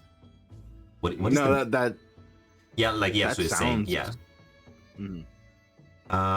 I've never heard of this before. Does anyone know what this means? I know the give your 2 cents thing. Yeah, it's But- like, yeah, you are kind of like waiting for the. Yeah. You want someone to tell you something, so you like wait that he opens his box of words. Okay. So Like, could you open your box of yeah, words? like can you share your thoughts on this Friends. subject matter? Yeah. Yes. So it is give your 2 cents, kind of. Okay. It's, I've never that's heard of something this. that's very like the open your box of words. I get told sometimes like use your words, Mhm. use your words sort of Yeah, thing when yeah. somebody's not able to really voice something. Yeah. But so that makes sense. Okay. What about lukutoukka? It is like reading. I will use the word maggot because it's funnier. It's reading maggot. What do you think that is? If someone calls you a reading maggot, what are you? Or reading larva would be fine. So are we still going off the fact that this is all negative? Not necessarily. Okay, so But okay, this is so something. this This is something that you call another person. It's like, oh, you're a Bookworm. fucking reading maggot. you're a bookworm. Yes, exactly. you That is read a lot of exactly it stuff. is. Yes, I think this is It could probably. be that you're reading shit, but I think this is most likely something that has come from the English version of it. Most likely. Yeah. So that is exactly what it means. So something positive and then some random things. Työtekijänsä opettaa. The work will instruct the worker is what this basically translates to. Not its maker. It's the work will instruct its worker. It would be the that I can definitely like understand. It's pretty simple. Yeah, like in my profession, if you cut yourself, you're gonna learn not to cut yourself real quick. Yeah. Learn through experience. Very good. Very good. I think these positive ones maybe don't have like a lot to guess. They are pretty like straightforward. Yeah. Self-explanatory. You're as safe as if you were in the Lord's purse. Is just a way of saying that you're, really safe. I don't know why does God need a purse, or specifically it's like a coin purse. Kukkaro is like, it's basically your wallet. But I mean, I guess, Or it could be that the Lord's purse is going to be the bigger target because there's going to be more wealth in there. What the fuck? Wait, what do you mean? Wait, what? Well, I'm thinking like, okay, it says Lord, so I'm assuming it's talking about the Lord. But Yeah, what the if God. it's like the Lord of Yeah. a manor or something like that? No. They're gonna do words Lord, faster Lord than is shit. capitalized, so it's as in God. Oh, Yeah. So safe as in in God's purse is basically just means that that you're as safe as you can be, because the coin purse is something that people generally protect, you know, because your wealth is there. So I guess the God would also protect his coin purse. Obviously commentary on the Christian church wanting money in the Middle Age. Paistaa se aurinko joskus risun kasaan. Oh, fuck, these are so sort of mean-spirited somehow. Sun will shine even into the shittiest part of the woods. Is basically what this one is saying. I mean that sounds pretty self-explanatory. Yeah, it's basically just that even in your backwater piece of shit house, you will have a good day from time to time. It's just always so like demoralizing and demeaning, even though it has like a pretty positive message. Is like this is what Finland is all about. Is that you just can't be genuinely positive ever. Yeah, if you have a good time after a lifetime of shit. That is a very good way of putting it. Hyvin suunniteltu on jo puoliksi tehty. What is well planned is half done. What do you think? Well, that's probably pretty self-explanatory too. It also sounds pretty self-explanatory. Yes. Pretty It's much basically even good. if you feel like you have a good plan, always have something a backup plan, just in case that your well plan doesn't work. I guess that's So like a really complicated way of thinking about it, but it's basically just saying that preparing well for your situation is basically like a big part of the work. So, you know, it doesn't necessarily imply that you have to have a plan B or anything, but it's just that good planning is good for your work. Like good preparation is good for your whatever you're doing, you know. Yeah. Kun hätä on suurin, on ystävä lähellä. When the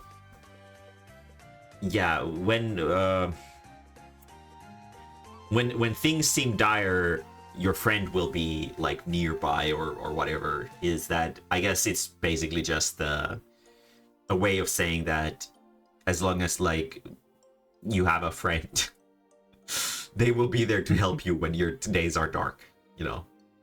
When the sun is not shining into your shit shack in the woods, your friend will probably be there to drink fucking booze with you, to at least. And this goes back up if sauna or tar or booze doesn't fix it. Yeah. Hätä ei ole tämän näköinen. Trouble doesn't look like this. It's more like this isn't the true form of trouble, or this isn't what trouble really looks like. It's basically just saying that it's not, the problem isn't as big as it seems. It's the fly in the bolt thing. Yeah, could be worse. Is that we can get through this. Eteenpäin sano mummo lumes. That's really a figure of speech. It's more like a letkautus. Yeah, that is exactly what it translates to. Onwards, said the granny in the snow. It's basically just saying that even if there's hardships ahead and you have to put a lot of effort into something, just go forward. Because grandmas go through the snow too, so you can do it too. Hyvään pyritään, mutta priimaa tuppaa tulemaan. We're aiming for good, but the result is better, I guess, is what this is sort of implying. Which is that we're only trying to do a mediocre job, but because we're so fucking amazing at everything, it ends up being like super good instead. I was just saying, this sounds like a very prideful statement. It is a very prideful statement, I think. It's a very arrogant and prideful statement, which will definitely get you on the blacklist of a lot of Finnish people who think that pride is bad.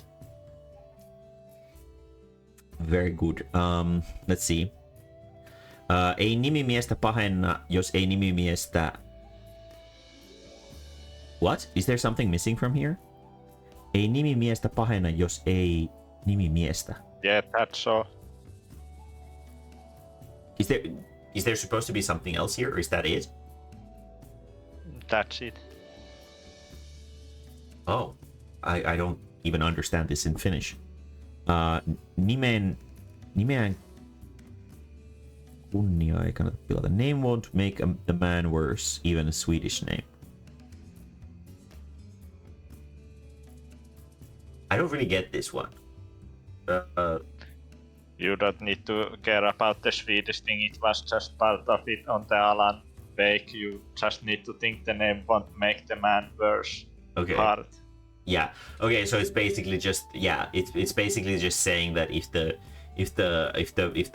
person that you're working with has a Swedish O in their name, it doesn't make them any worse, because there's this like massive fight between Finnish and Swedish people about everything all the time. So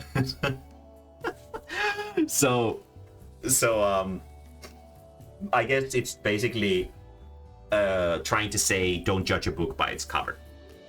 Ah, okay, that would be good. Yeah, that's probably because Finnish people are very. There's a lot of what is it? Ennakkoluulo? What is that in Finnish or in English? Prejudice. There's a lot of prejudice in Finnish. There you go.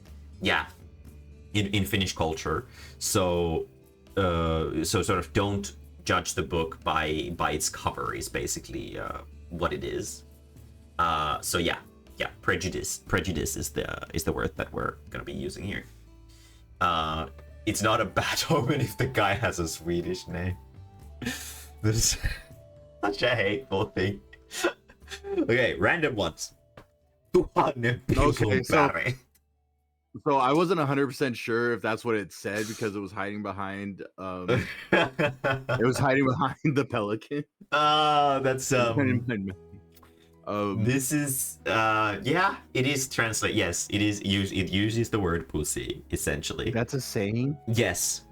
So it's basically like, what do you think the translation is kind of shoddy, but there's not really a good way to translate this. What do you think this is in reference to? Thin wooden strips of 1,000 pussies. Yeah. I can say that. Can I say that on the stream? Yes, you can. Yeah. This is an 18+ stream. You can say naughty words. Well, shit. Thin wooden strips of This is not something you hear a lot, but older people sometimes use this. I don't know why the pussy's there, honestly. So don't hyperfixate on it, because it doesn't really mean anything. Well, it kind of does, because I'm trying to figure out. Wait a minute, the thin wooden strips came from the thousands of pussies. All I'm thinking is like is splinters come from this, and I don't know. Yeah, it's when something is in tuhannen pillun päreet, it means that something has been like exploded into a million pieces. They have been shattered into a million pieces. Something is completely broken down.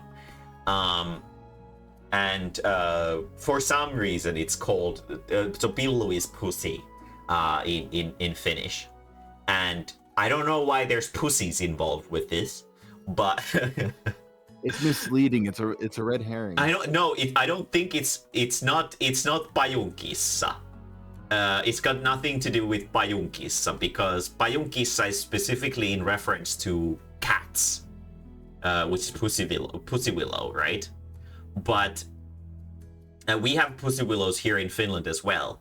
But yeah, we have those. But it's not in reference to that, because in Finnish, pajunkissa is what it is, and kissa is the word for cat. And in Finnish language, there is no connection with the word like vagina and cats. There's no figure of speech that connects those two things. So I don't know why the pussies are involved with this. But there, for some reason, there's 1,000 pussies. Well, if it is referring to like if it had been referencing the willow tree thing, it could be that you still get splinters from something as flexible as a willow. No, there's no deeper meaning to it. It just means that something is broken. It's just basically a hyperbolic strengthening word for saying something is totally broken. Is okay, Deli has found the reason. Why is there pillow? Enlighten us. Yes. Why are there 1,000 pussies here? Is it something gross? I bet it's something gross. Yeah, I think it's too. I found this in. Here it is. Päreitä olisi muinoin pidetty saunassa naisten istuinalosena ja metsämies oli erityisen suuren männyn nähdessään tokaissut, että tuostahan riittävästi vaikka 1000 elimen aluseksi. So wood pieces of wood, wooden strips were used as a cover for the sauna seats for women, apparently. And a woodman would be very, if a woodman sees that a very big piece of wood, they would be that, oh, that would be enough to be the cover for this many pussies in his sauna. So he has a lot of women in his sauna, and they all need these splinters to sit on, apparently. So okay. That's why there's 1,000 pussies there. So it's actually in reference to the pussies of women, because apparently they used to sit on them in the sauna. I didn't want to go straight to thinking that, so I was. Yes. So. Yes. Oh yeah, vittujen kevät. Oh, that is also a pretty good one. It could fit that many pussies. Yes, it could fit that many pussies. There's a lot of pussies. Finnish men back in the day used to get so much pussy. God damn. But yeah. Being in someone's shoes, all jonkun kengissä, that's exactly what it is. Big tree, not many women. Yes. So the big tree would make a lot of splinters. Yes. Enough splinters to cover this many pussies, even though he has only one pussy. To reduce it completely, a lot of women could sit here. Yes, basically, that's like to simplify it. Vittujen kevät ja kyrpien takana. Oi pers. We can look at that as the final thing if it's not here. No, it's not. Mitä useampi kokki, sitä huonompi soppa. The more chefs, the worse the soup. What do you think that means? Too many. If you have so many people to work on one problem or one issue, the outcome is probably not going to be. That is probably exactly what it is. Yes, that is correct. Yes. That I can definitely say is just like it's cooking related. I know what it means. The next one is there's no Finnish version for it. Oh yeah, there's no, because that's again from Alan Wake, but I just didn't find anything. I asked even like my grandma, does she know anything like similar to this, but I think there's just no Finnish version. Oh, so you're trying to work them in the opposite way, yeah. Okay, wait, what is this the man with the tool makes two.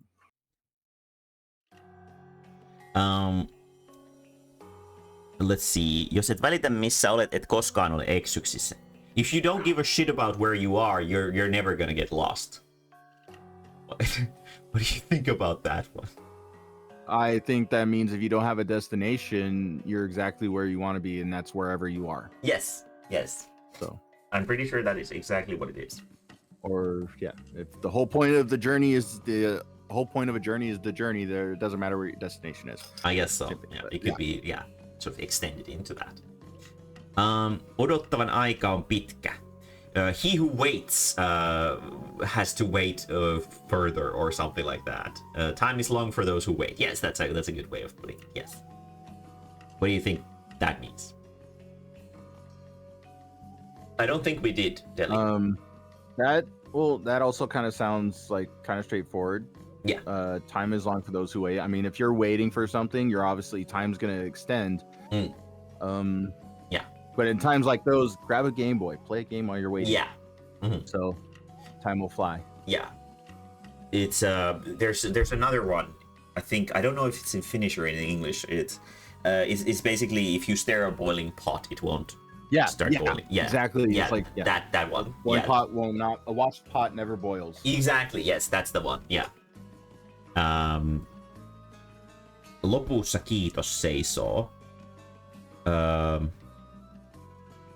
The thank you stands at the end. I don't actually know. Alku aina vaikeaa, lopussa kiitos seisoo. The start is always difficult at the end the thank you is waiting or something like that.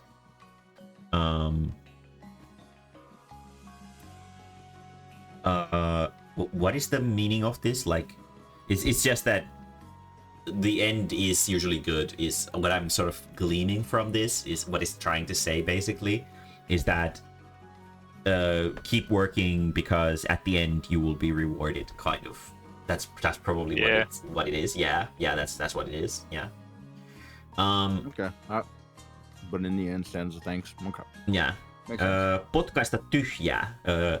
It's a direct translation to kick the bucket. This is what this is. Is to die. Okay. Heitti lusikan nurkkaan. Yeah. What do you think it means when someone threw their spoon in the corner?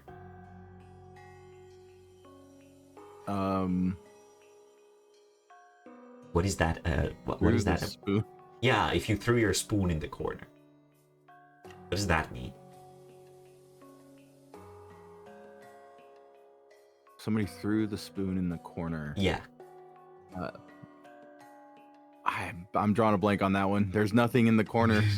Yeah, like why would they throw the spoon in the corner? What is that a metaphor or an implication or a symbol for? Nothing coming to you? I got nothing. I think that's basically an implication for giving up on something, like someone threw in the towel, basically. Is that you threw your spoon in the corner, you're no longer participating in the eating of porridge. You have given up. So you've thrown your spoon in the corner of losers. I would so get told, put that back in the dishwasher so quickly. I would get yelled They at. probably didn't have dishwashers back when these were thought of. There was only the dish corner. It's about dying. What? The spoon? Threw the spoon in the Yeah, corner. I I really think think about it's throwing the actually towel in. both. What does it mean? It's from the I Bible think or it something? is both. It can be the dying part, but most commonly it's just you quit, give up something. Oh, okay. I guess those can be closely related. Yeah. Like, So you give up on life, so you're just gonna die. But sort of I thing. guess yeah, you gave up on life, so now your spoon is in the corner. I guess that could also work. Yeah. Let's see. I haven't heard of this one either. Oh yeah, it's also the one like that is a real saying, but I just couldn't find the explanation what it says. What it means. Ja härnää hullua saat tapansa tietää. If you annoy the lunatic, you will find out, I guess, their ways. Which I'm guessing is like, don't stir the sleeping bear. Is most likely what the implication is. Don't poke the. Probably something Yeah. like that. Don't poke the bear. Yeah, don't poke the bear is like. So yeah, okay. Älä nyt leikistä suutu. Which is, yeah, I guess it's don't let the game get you down. It's pretty self-explanatory. It's basically just the way you're saying, like, don't get annoyed. It's just a game. It's basically the Finnish old-timey version of it's just a prank, bro.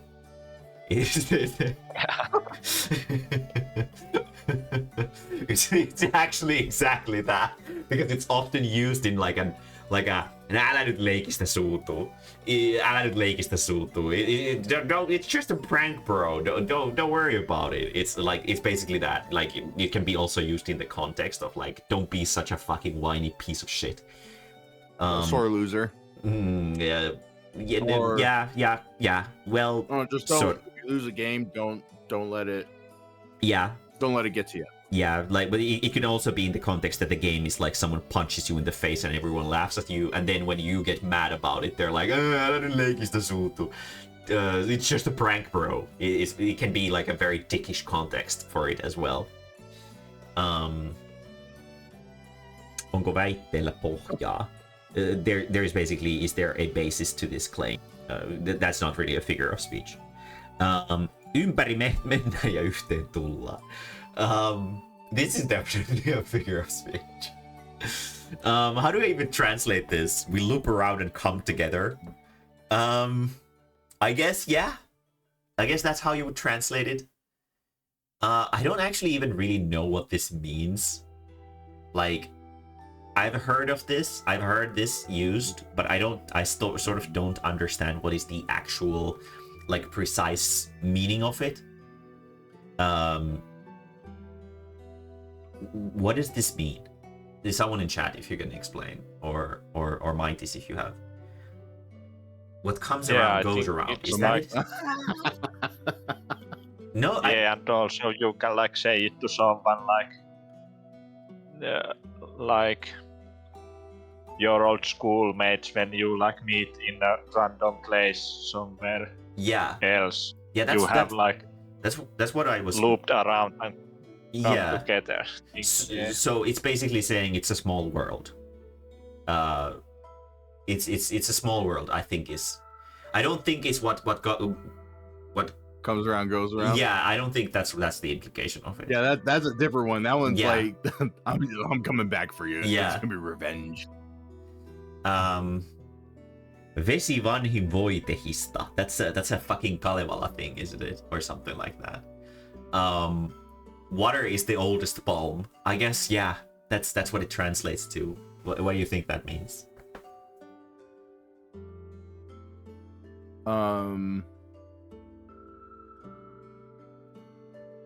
That sounds pretty straightforward. I mean, water is the oldest balm. Like, put water on it. Yeah. Well, it's basically the same as claiming hydrate on Twitch. Oh, it's like, you know, stay hydrated. Stay hydrated. Bro. Yeah, it's basically stay hydrated, but in a very old-timey way. Speaking of. Yeah. Let me get some water. Asia on pihvi. Yeah. The matter is a steak. Is what it translates to, kind of.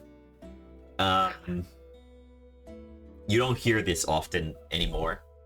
You see this. This is exactly the kind of shit that you would see in like Donald Duck comics. This is exactly. Yeah, like old comedy. Yeah, exactly. Films and stuff like that. What do you think that means? If the subject or this the matter is a steak. Yeah, the matter is a steak, or the talk is a steak, or something is a steak now. So what is the steak? The subject matter is done. Well, I'm gonna say, like, I think the matter of steak is well done, but then I'm thinking, no, I like steak medium rare, so the matter is medium rare. It doesn't really fit. No, it doesn't. But I'm assuming this is like the matter is done, or saying that it's finished. Sort of. It's basically that, like saying like understood, like I understand. Yeah. The subject matter has been discussed to a point where I understand what we're talking about. Is asian pihvi. No one says this anymore. No one says this. Okay. I would love to have a link to this document. Yeah. If you don't mind, Mighties, you could share it on the Discord server so that everyone can. Yeah, I can share it soon on there. Yeah. We'll check it to the end, and then everyone can have this as well. Yes. Täynnä kuin Turusen pyssy. Full like Mr. Turunen's gun. What do you think that means? Who the fuck is Turun? Mr. Turunen. We don't know. No one knows. It's just a random Finnish dude, I guess. Actually, it's like. I want to know what happened to this dude's gun, because that would make it so much. Yeah. Maybe he never fired a shot. Maybe it's full like Turin's gun means that you never took the shot at something. Yeah. Or he's walking around with a loaded. Yeah. He's ready to go. It is basically it's a lot simpler than that. It's basically just saying that something is completely and utterly stuffed. Like for example, if you're trying to go to the train and the train station is completely full, then there might be some old person in there who says, juna-asema on täynnä kuin Turusen pyssy. So the train station is full like Mr. Turunen's gun. So that's basically what it is. It's just that something is overstuffed. Yeah, the origin of it was like when Finland was still under Swedish rule, there was Turunen, like he was a soldier and he looted some place and put the loot in his gun, and when he needed to use the gun he could not do it because it was full of the treasure or something like that. Yeah, so this is so there was a guy back in the day during the war times, and they were successful in their like war trip, and because it is common for warmongers to loot the places that they go through, right? Like they go through the valuables and shit. Mr. Turunen here would stuff all the goodies into his gun. And then when a moment came when he had to use the gun, it wouldn't shoot because it was full of gold and other little trinkets and bullshit. So that's what the lore. Okay, so there's a negative thing to this. Yeah, that's the story behind it. But it's basically a way of saying that something is overstuffed with something to like maybe even like a bad degree, I guess. That for sure. I mean, yeah. That's, you may be trying to do something to gain, but in the end it could screw you over.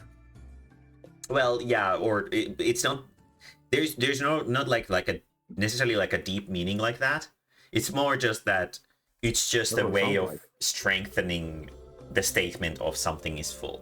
It's like using the metaphor to say that it's this full. It's like it's full of shit. Like how we would say in English. It's full of shit. We use the ass shit as like a way to strengthen the statement, and in Finnish we would say täynnä kuin Turusen pysty, as full as Mr. Turunen's gun. There's no like deep Chinese wisdom behind it. Yeah. Levis kuin Jokisen evää. Things spread like Mr. Jokinen's snacks or meal. I actually don't know what the meaning of this is either. I've heard of this. I think it's one of those kind of like Mr. Turunen's gun, where it's pretty simple. What do you think this means? When something spreads around like Mr. Jokinen's snacks, what do you think it means? Who's Jokinen and what it's just some random Finnish dude again. Don't worry about it. There's a lot of random Finnish dudes here. What was the direct translation? Or is things spread like Mr. Jokinen's snacks or lunch or stuff like that. That sounds like it could be rumors get spread around.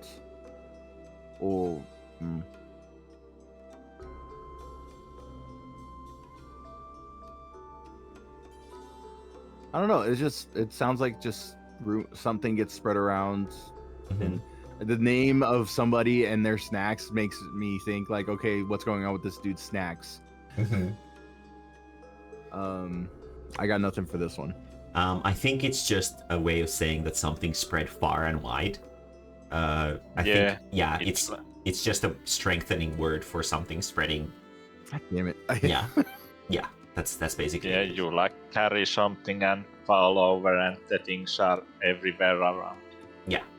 The next one is definitely biblical as well in nature. I think it's mistranslated to master, but Herran pelko on viisauden alku. Fear of the Lord is the beginning of wisdom, is basically what it translates to. Is that, as you know, if you're a proper God-fearing Christian, you're a good Christian. You know, that's basically what it is saying. Is that a good Christian fears the Lord, or you know, that's what it is. I'm pretty sure. Because the word Herra is mostly just used in. So Herra means like also like sir or Mister. But Herra is also the Lord. In the God of Christianity. So okay. I'm pretty sure that's just a biblical quote. It was biblical, but it's also like when we have like I don't know what it's English, but like kartano herra, and you are the renki and work for him, so you need to like obey the kartano herra, whatever it is in English. Is that actually an actual translation to it, or actual meaning to it? Because I think it's a bit of both. It is a biblical thing, but then there is also like versions like. Oh yeah. So it was basically dumbed down. Christian. Yeah, it's basically dumbed down for stupid pagan Finnish people. That you should respect the word of your master, which is like the local lord of the land, because Finnish people, generally speaking, when Sweden took over Finland, the Swedish people were basically the nobles, and Finnish people were the workforce, and that was basically the gist of it. So a lot of jobs back then were basically serving a Swedish lord who was living on Finnish land. So I guess you could also imply that the lord in this case is that kind of lord, but I'm quite certain that the roots of this figure of speech are completely and utterly in Christianity, because the fear of the Lord is specifically a thing that is exclusive to Christianity as a religion, is a statement. Naiset ensin vaikka heikoille jäille. Ladies first, even to thin ice. What do you think about that? Even if you're in like peril or in dangerous situation, make sure that they get out first. I think it's more that like you have to respect the ladies first thing. So you can also use it to like test if it's safe to walk over the road, because the girls have to go first, so they, you know, if the car comes, it's not your problem. It's basically a pretty dickish thing to say. Is that like you have to follow? So my first thought was like, okay, no, they need to, even if you're both standing. I saw that as if you're both standing on thin ice, you make sure they get off of that. No. It's saying you're about to break. No. It's saying that ladies always go first, even if they have to walk on thin ice. So basically, I like that way a lot better. Yeah, use your wife to test if the ice is too thin. It's basically what it's saying. Okay, good. I like it. It's a super offensive and awful thing to say, but like, you know, it's Finland. It's Finland. Welcome to Finland. There's a reason to why if you take the first letters, it becomes what the fuck, WTF. Welcome to Finland. I never thought of that either. Yeah, I think there is like whole bunch of Finnish memes to the like people from other countries, and they are like, welcome to Finland, where they are. Yeah. I will totally take that on a t-shirt. Yeah, I'm sure there are t-shirts for it. Let's see. Hätä ei lue lakia. Like, how would it? Emergency doesn't read the law. I guess, yeah, that's how it would translate to. But what do you think this means, Arcade? Well,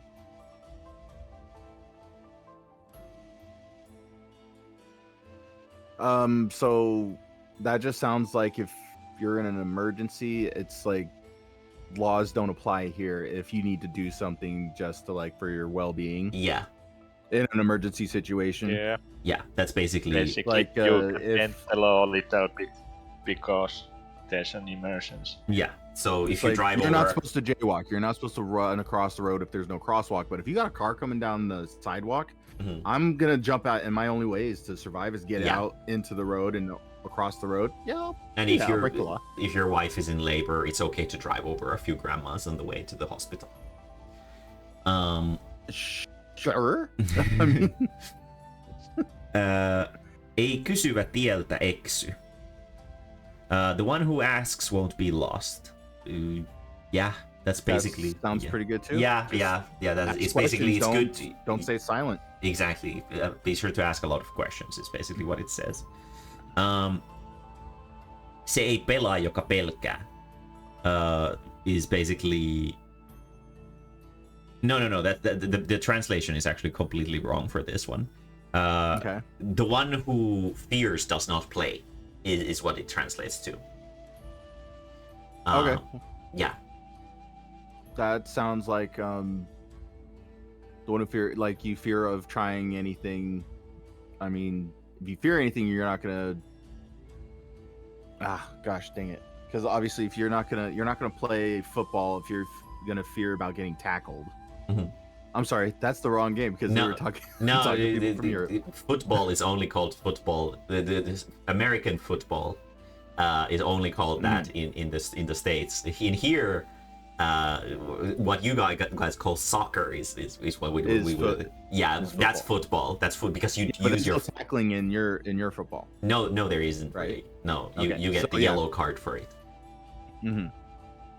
But it's basically what it translates to is it's an old way of saying don't be a pussy.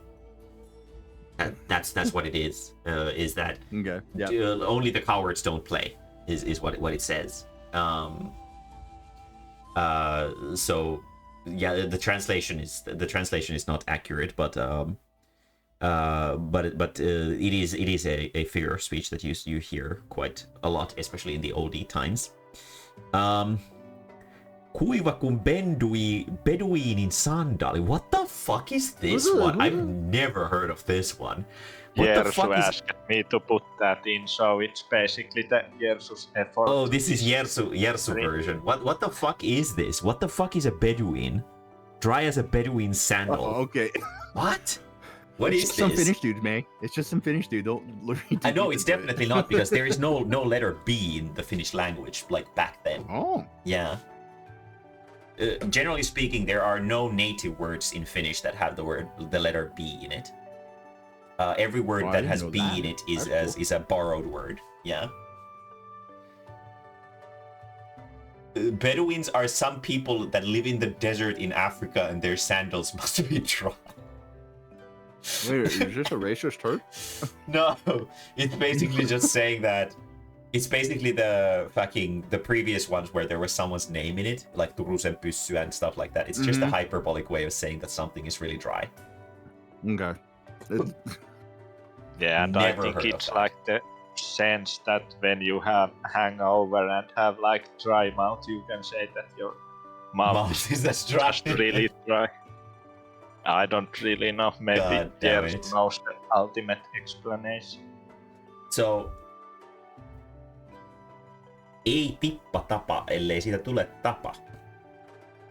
Which is funny because the word tapa is it has a double meaning. It has two different meanings in the context.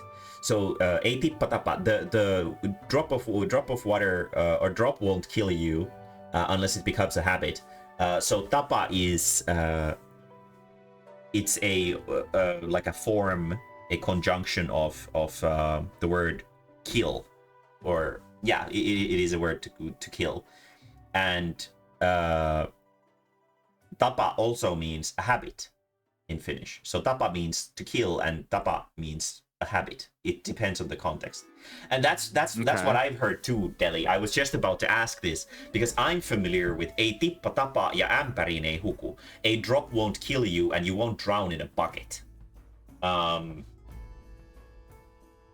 So What do you think this means? A drop won't kill you unless it becomes a habit. What do you think that is in reference to? But what's a drop? Yeah. I mean, in this context, what it's I'm not feeling specified like if you take a fall, what it's implied that it's a drop of some kind of liquid. That's what it's implying? Yes. Is that it's a drop of liquid? Yes. Okay, then you drink too much, eventually it won't kill you. It won't kill you unless it becomes a regular, consistent thing. Eventually, it will. I think it's an alcohol thing as well. Yes. Okay. Yeah, that's what it sounds like. Yeah, it's the alcohol thing. And yeah, the Ämpäriin huku thing is what Jersu said. It's from a song. Oh, it's a song version. The Ämpäriin huku is that you don't drown in a bucket. Is in my experience, the ei tippa tapa ja ämpäriin ei huku figure of speech is generally being used in the context of like you have to bear with something that you find uncomfortable, but you just fucking deal with it, you stupid loser. So when I was a kid, I would when going to the shower, I would hate it when there would be water going into my eyes, and I would cry about it, and my mom would be like, fucking stop bitching about it, and she would be like, ei se tippa tapa eikä ämpäriin huku, just to like belittle my suffering. But the song is probably just about drinking, but it's just in my context, what I'm familiar with is that it's basically don't be a drama queen. Is also maybe a meaning that you can, in some areas of Finland, you can also take it like that. Kello on noin ja me ollaan vasta näin. The clock is like that and we're still like this.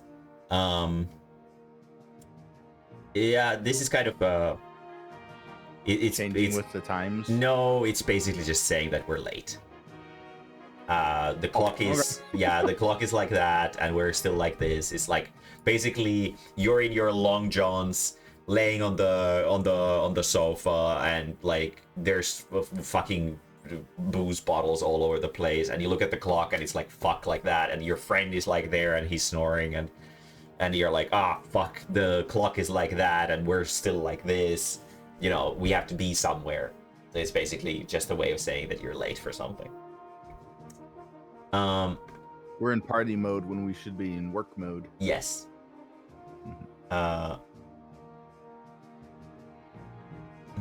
That's such a long version.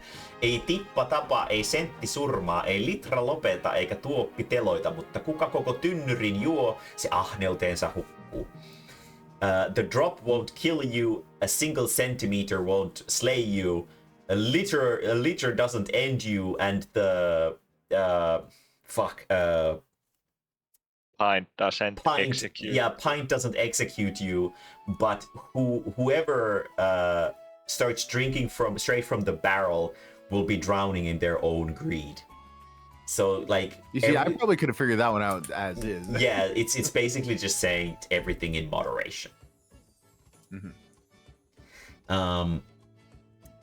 Hiljasta kun huopatossu tehtaalla. It's as silent as in a felt slipper factory. That's kind of self-explanatory. Yeah, it's because the cells, they're so soft and comfy that the factory doesn't make any noise in creating them. So it's just a hyperbolic way of saying that something is very, very quiet.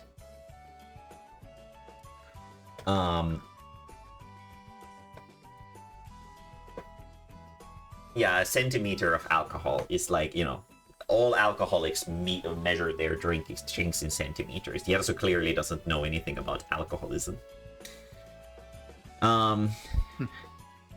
Se, joka toiselle kuoppaa kaivaa, se itse siihen lankeaa. The one who is digging... if you dig a pitfall for another, you will fall into it thyself, is basically what it says. Is that if you're trying to do shit to someone else, you're gonna get karma. It's basically just saying karma is what this is. This is a pretty self-explanatory thing as well. Ei kahta ilman kolmatta.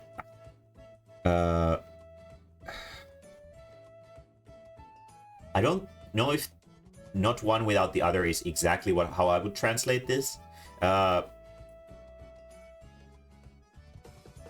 It kind of translates to there is no second without a third. And I think, if I'm not totally mistaken, the implication of this is that if something has happened twice already, there's a likelihood that it will happen a third time. So, like, if you get struck by a lightning twice, you're gonna get struck by one more time. Okay. Okay. I think that's what it is. I'm not sounds- sure. Is that correct? Anyone know what this is?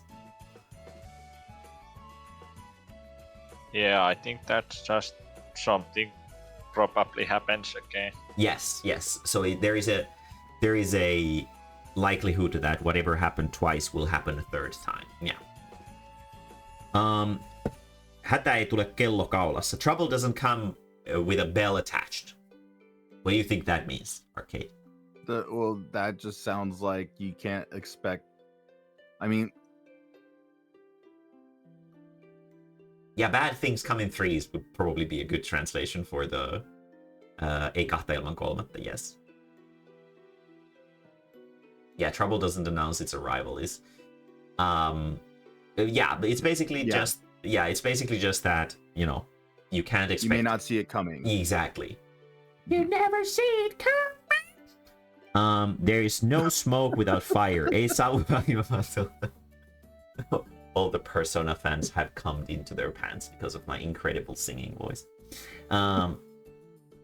Ei sauva ilman tummetta. That is exactly what it is. There's nothing really deeper to this. Älä pure ruokkivaa kättä. Don't bite the hand that feeds you, which is another sort of. Oh, what did I skip? Oh, there is no smoke without fire. Oh no. Et voi tietää missä puussa piru istuu. You can never know which tree the devil is sitting at or sitting in.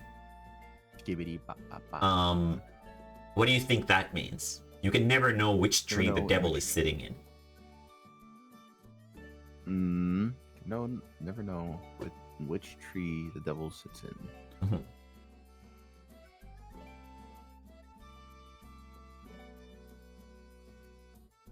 I mean, like I think I can understand it. It's just kind of difficult to try to translate it. Yeah, what do you think it is trying to say? Like, what does it mean? Well, whenever you try to achieve, like if you're trying to do something, you don't know what troubles you will meet along the way of it. So, like if you're climbing a tree, you don't know, hey, there's something up there. You don't want to get, you don't know that thing is up there. Yeah, that could very well be like a bear. Yeah, could very well be. It's basically, it's like just like sort of don't be at ease until you're done with something, because you never know what's up ahead. Yeah, that's good too. Yeah, and like sort of you never know which one of your friends is an asshole. So yeah. Viedään saunan taakse, saunan takana on tilaa. This is more an indirect way of saying something. What do you think it means when something is taken behind the sauna? Oh, so we skipped the no smoke without. Okay, we should take her behind the sauna. There's room behind the sauna. That sounds like well, the only other translation is take him out behind the shed means that, hey, we're gonna take him out back and we're gonna shoot him or we're gonna kill him. Yes, that is exactly what this is. Yes, that is exactly what it is. You take them. So here in Finland, we don't take them behind the shed. We take them behind the sauna so that we can marvel at their corpse through the window while we take like very good like löyly. Yeah. In the sauna, it's you know, entertainment. Back in the old days, the corpses of your enemies would be the entertainment. So that's basically it. Yeah, that was a lot of good, awful figures of speech, and we learned a lot about Finland as well while we were doing this. Jersu also said about vittujen kevät, which is it's just a hyperbolic way of saying like you're really annoyed about something. Vittu is fuck in Finnish. and vittujen kevät is the springtime of fucks. So, so it's like when something really fucking ticks you off, you're like, it must be the fucking springtime of fucks because there's so many of them. They're everywhere. Yeah, they're everywhere. Yeah, vittu is also like a very rare word used for pussy. Vittu is? Yeah, vittu is also it can be also used as a slang word for pussy. Okay. Specifically vagina, not pussy as in like a coward. Happamia sanoi kettu pihlajan marjoista. They are sour, said the fox about the... Fuck, what is pihlajan marja in English? I need to actually Google this. I don't know. Thanks for the reminder for the vittu one, because I've been somewhat telling some customers, like, I remember vittu. I can't remember exactly what it means, but I know it's a bad word. Yes. Yes. I actually don't know what this is in English. I was trying to find it in the English Wikipedia article for it, but there is only Danish. Pihlaja. DeepL translator says it's rowanberry. Rowanberry. Okay. Rowanberry. Yeah, rowanberry. So they are sour, said the fox about the rowanberries. Oh, it's a white beam. Now we have conflicting information here. Yeah, because I don't think rowan... Is this still a saying? I don't... Oh, the plant is white beam. Oh, yeah. Okay, yeah. So there is a figure of speech in chat that Deli has posted, which is, it's sour, said the fox about the rowan berries. I don't know. I've never heard of this one either. But what do you think that means? That... I have no idea what this means either. And it's the white beam or the rowanberry. Let me get you a picture. Rowanberry is sour. It's pretty much just saying something. This is obviously sour. Yeah. Oh yeah, it is rowanberry. It is. Yeah. It's like this. These are a type of berry that grows in these like trees here in Finland, usually during late summer. They start growing usually at the start of the summer, and you can sort of tell that it's time for the summer to come to a close when they go orange. It's very pretty, and they're very common here. And they're very orange, and they're very bitter as well. But Finnish people, being bitter pieces of shit, do consume them. It's delicious. Yes, exactly. Okay. I have the meaning ready. Okay, Arcade, give us the. What do you think it means first? What do I? Oh, it says the fox. They are sour. Says the fox about the rowan berries. Yes. What do you think that would imply? Well, with this whole talk about foxes being clever and tricksters, I'll be like, you lie about the truth. You don't trust the fox. So I don't trust the fox at the moment. But, yeah, Arcade has already created a character for the fox in his head, and the fox is a traitor. Don't. Can you give us the translation, Deli, or the explanation for what it means? Let's see what this. I've never heard of this myself either. Shit about something you can't get. The berries are too. Oh. It's about talking shit about something you can't get. The berries are too high for the fox. Oh. Okay. That makes see. Sense. So the fox is like, they're beaters, so I don't want them. But it's because they can't reach them that they are whining about it. Okay. The fox is a dick. He can deal with it. Yeah. Okay. That makes sense. Okay. Yeah. I don't know. Like the one that sort of started this whole thing is to say something is hiljaa kuin kusi sukassa, which translates to something is as silent as a piss in a sock, or something is as silent as if they pissed in their sock. So I guess the implication with that is that you're embarrassed of the fact that you pissed in your sock, so you're keeping your mouth shut. Okay. So yeah, just like when someone simps for you in your DMs, and when you don't respond to them, and they go like, "Well, you're ugly anyway, bitch. Have a shit life." That is exactly what it is. I didn't want the fucking rowan berries. I didn't want to be your fan anyway because you didn't reply to me in 5 minutes. Yeah. Yeah, that's basically what it is. One of Okay. my, I have one which Okay. I heard from a coworker, Okay. and it was there was a conversation that was being had. I can't remember what the conversation was, but all of a sudden this one dude comes up and goes, like, he adds his 2 cents in by saying, yeah, you know, a helicopter doesn't work without helicopter blades. And I'm just sitting there going, well, I mean, you're not wrong, but what the fuck is that supposed to mean? Okay. Did he explain what it meant? Nope.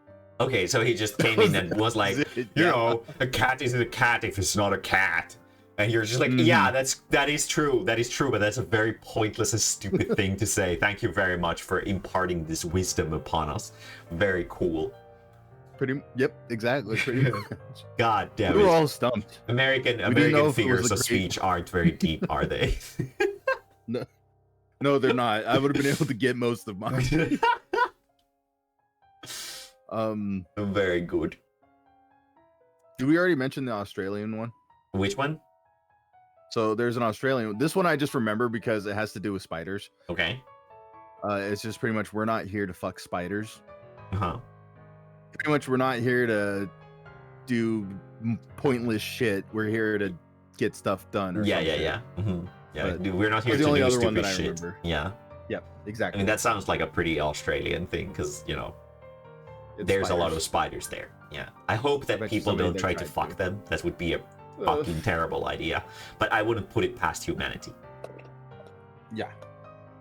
That's all I have. Very good. Honestly, we've been talking about this for 2.5 hours. I didn't expect this to take this long, but the list was actually very, very.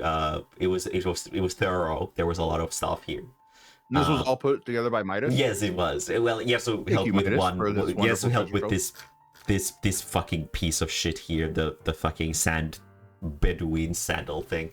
But Thanks for the shit, Yerzu. yeah, but mostly it was Mightis who put effort into this.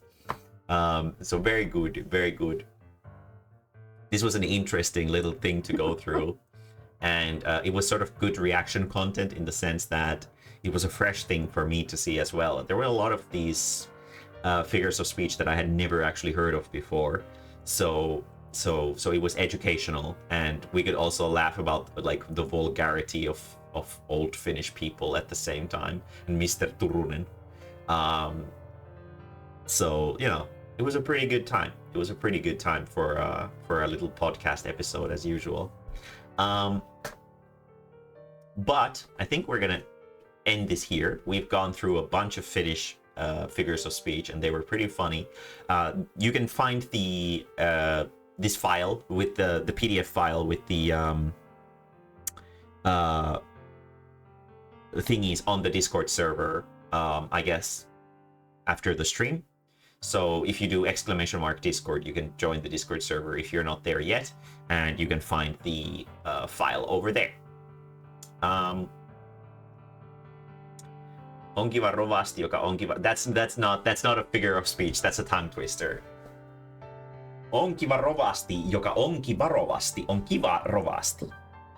That's how you say it. It's basically what would a woodchuck chuck if a woodchuck could chuck wood. It's a tongue twister. To be fair, anything Finnish is a tongue twister for me. Yeah. Finnish is a very tongue twister.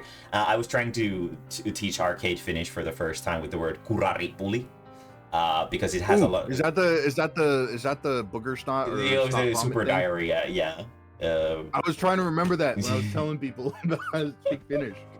Yeah, it's a very, very Finnish word, I guess, and it is. It has a lot of those hard R's, which Finland has, like the ripuli, kuraripuli, and a lot of consonants, which Finland is very known for. We use a lot of consonants, so it's a very difficult thing for an American say, because they don't have the same sounds that we use in their language in general. So it's kind of like listening to Japanese people trying to speak English. It's pretty funny, because in Japanese language, there aren't some specific sounds at all, so they don't have to practice for it. So Arcade, before we end the stream, give us a very nice kuraripuli. What was the last part? Kuraripuli. Kuraripuri.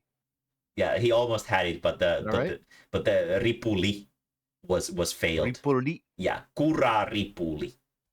Kuraripuli. Yeah, pretty good. That's a 7 out of 10. 7 out of 10.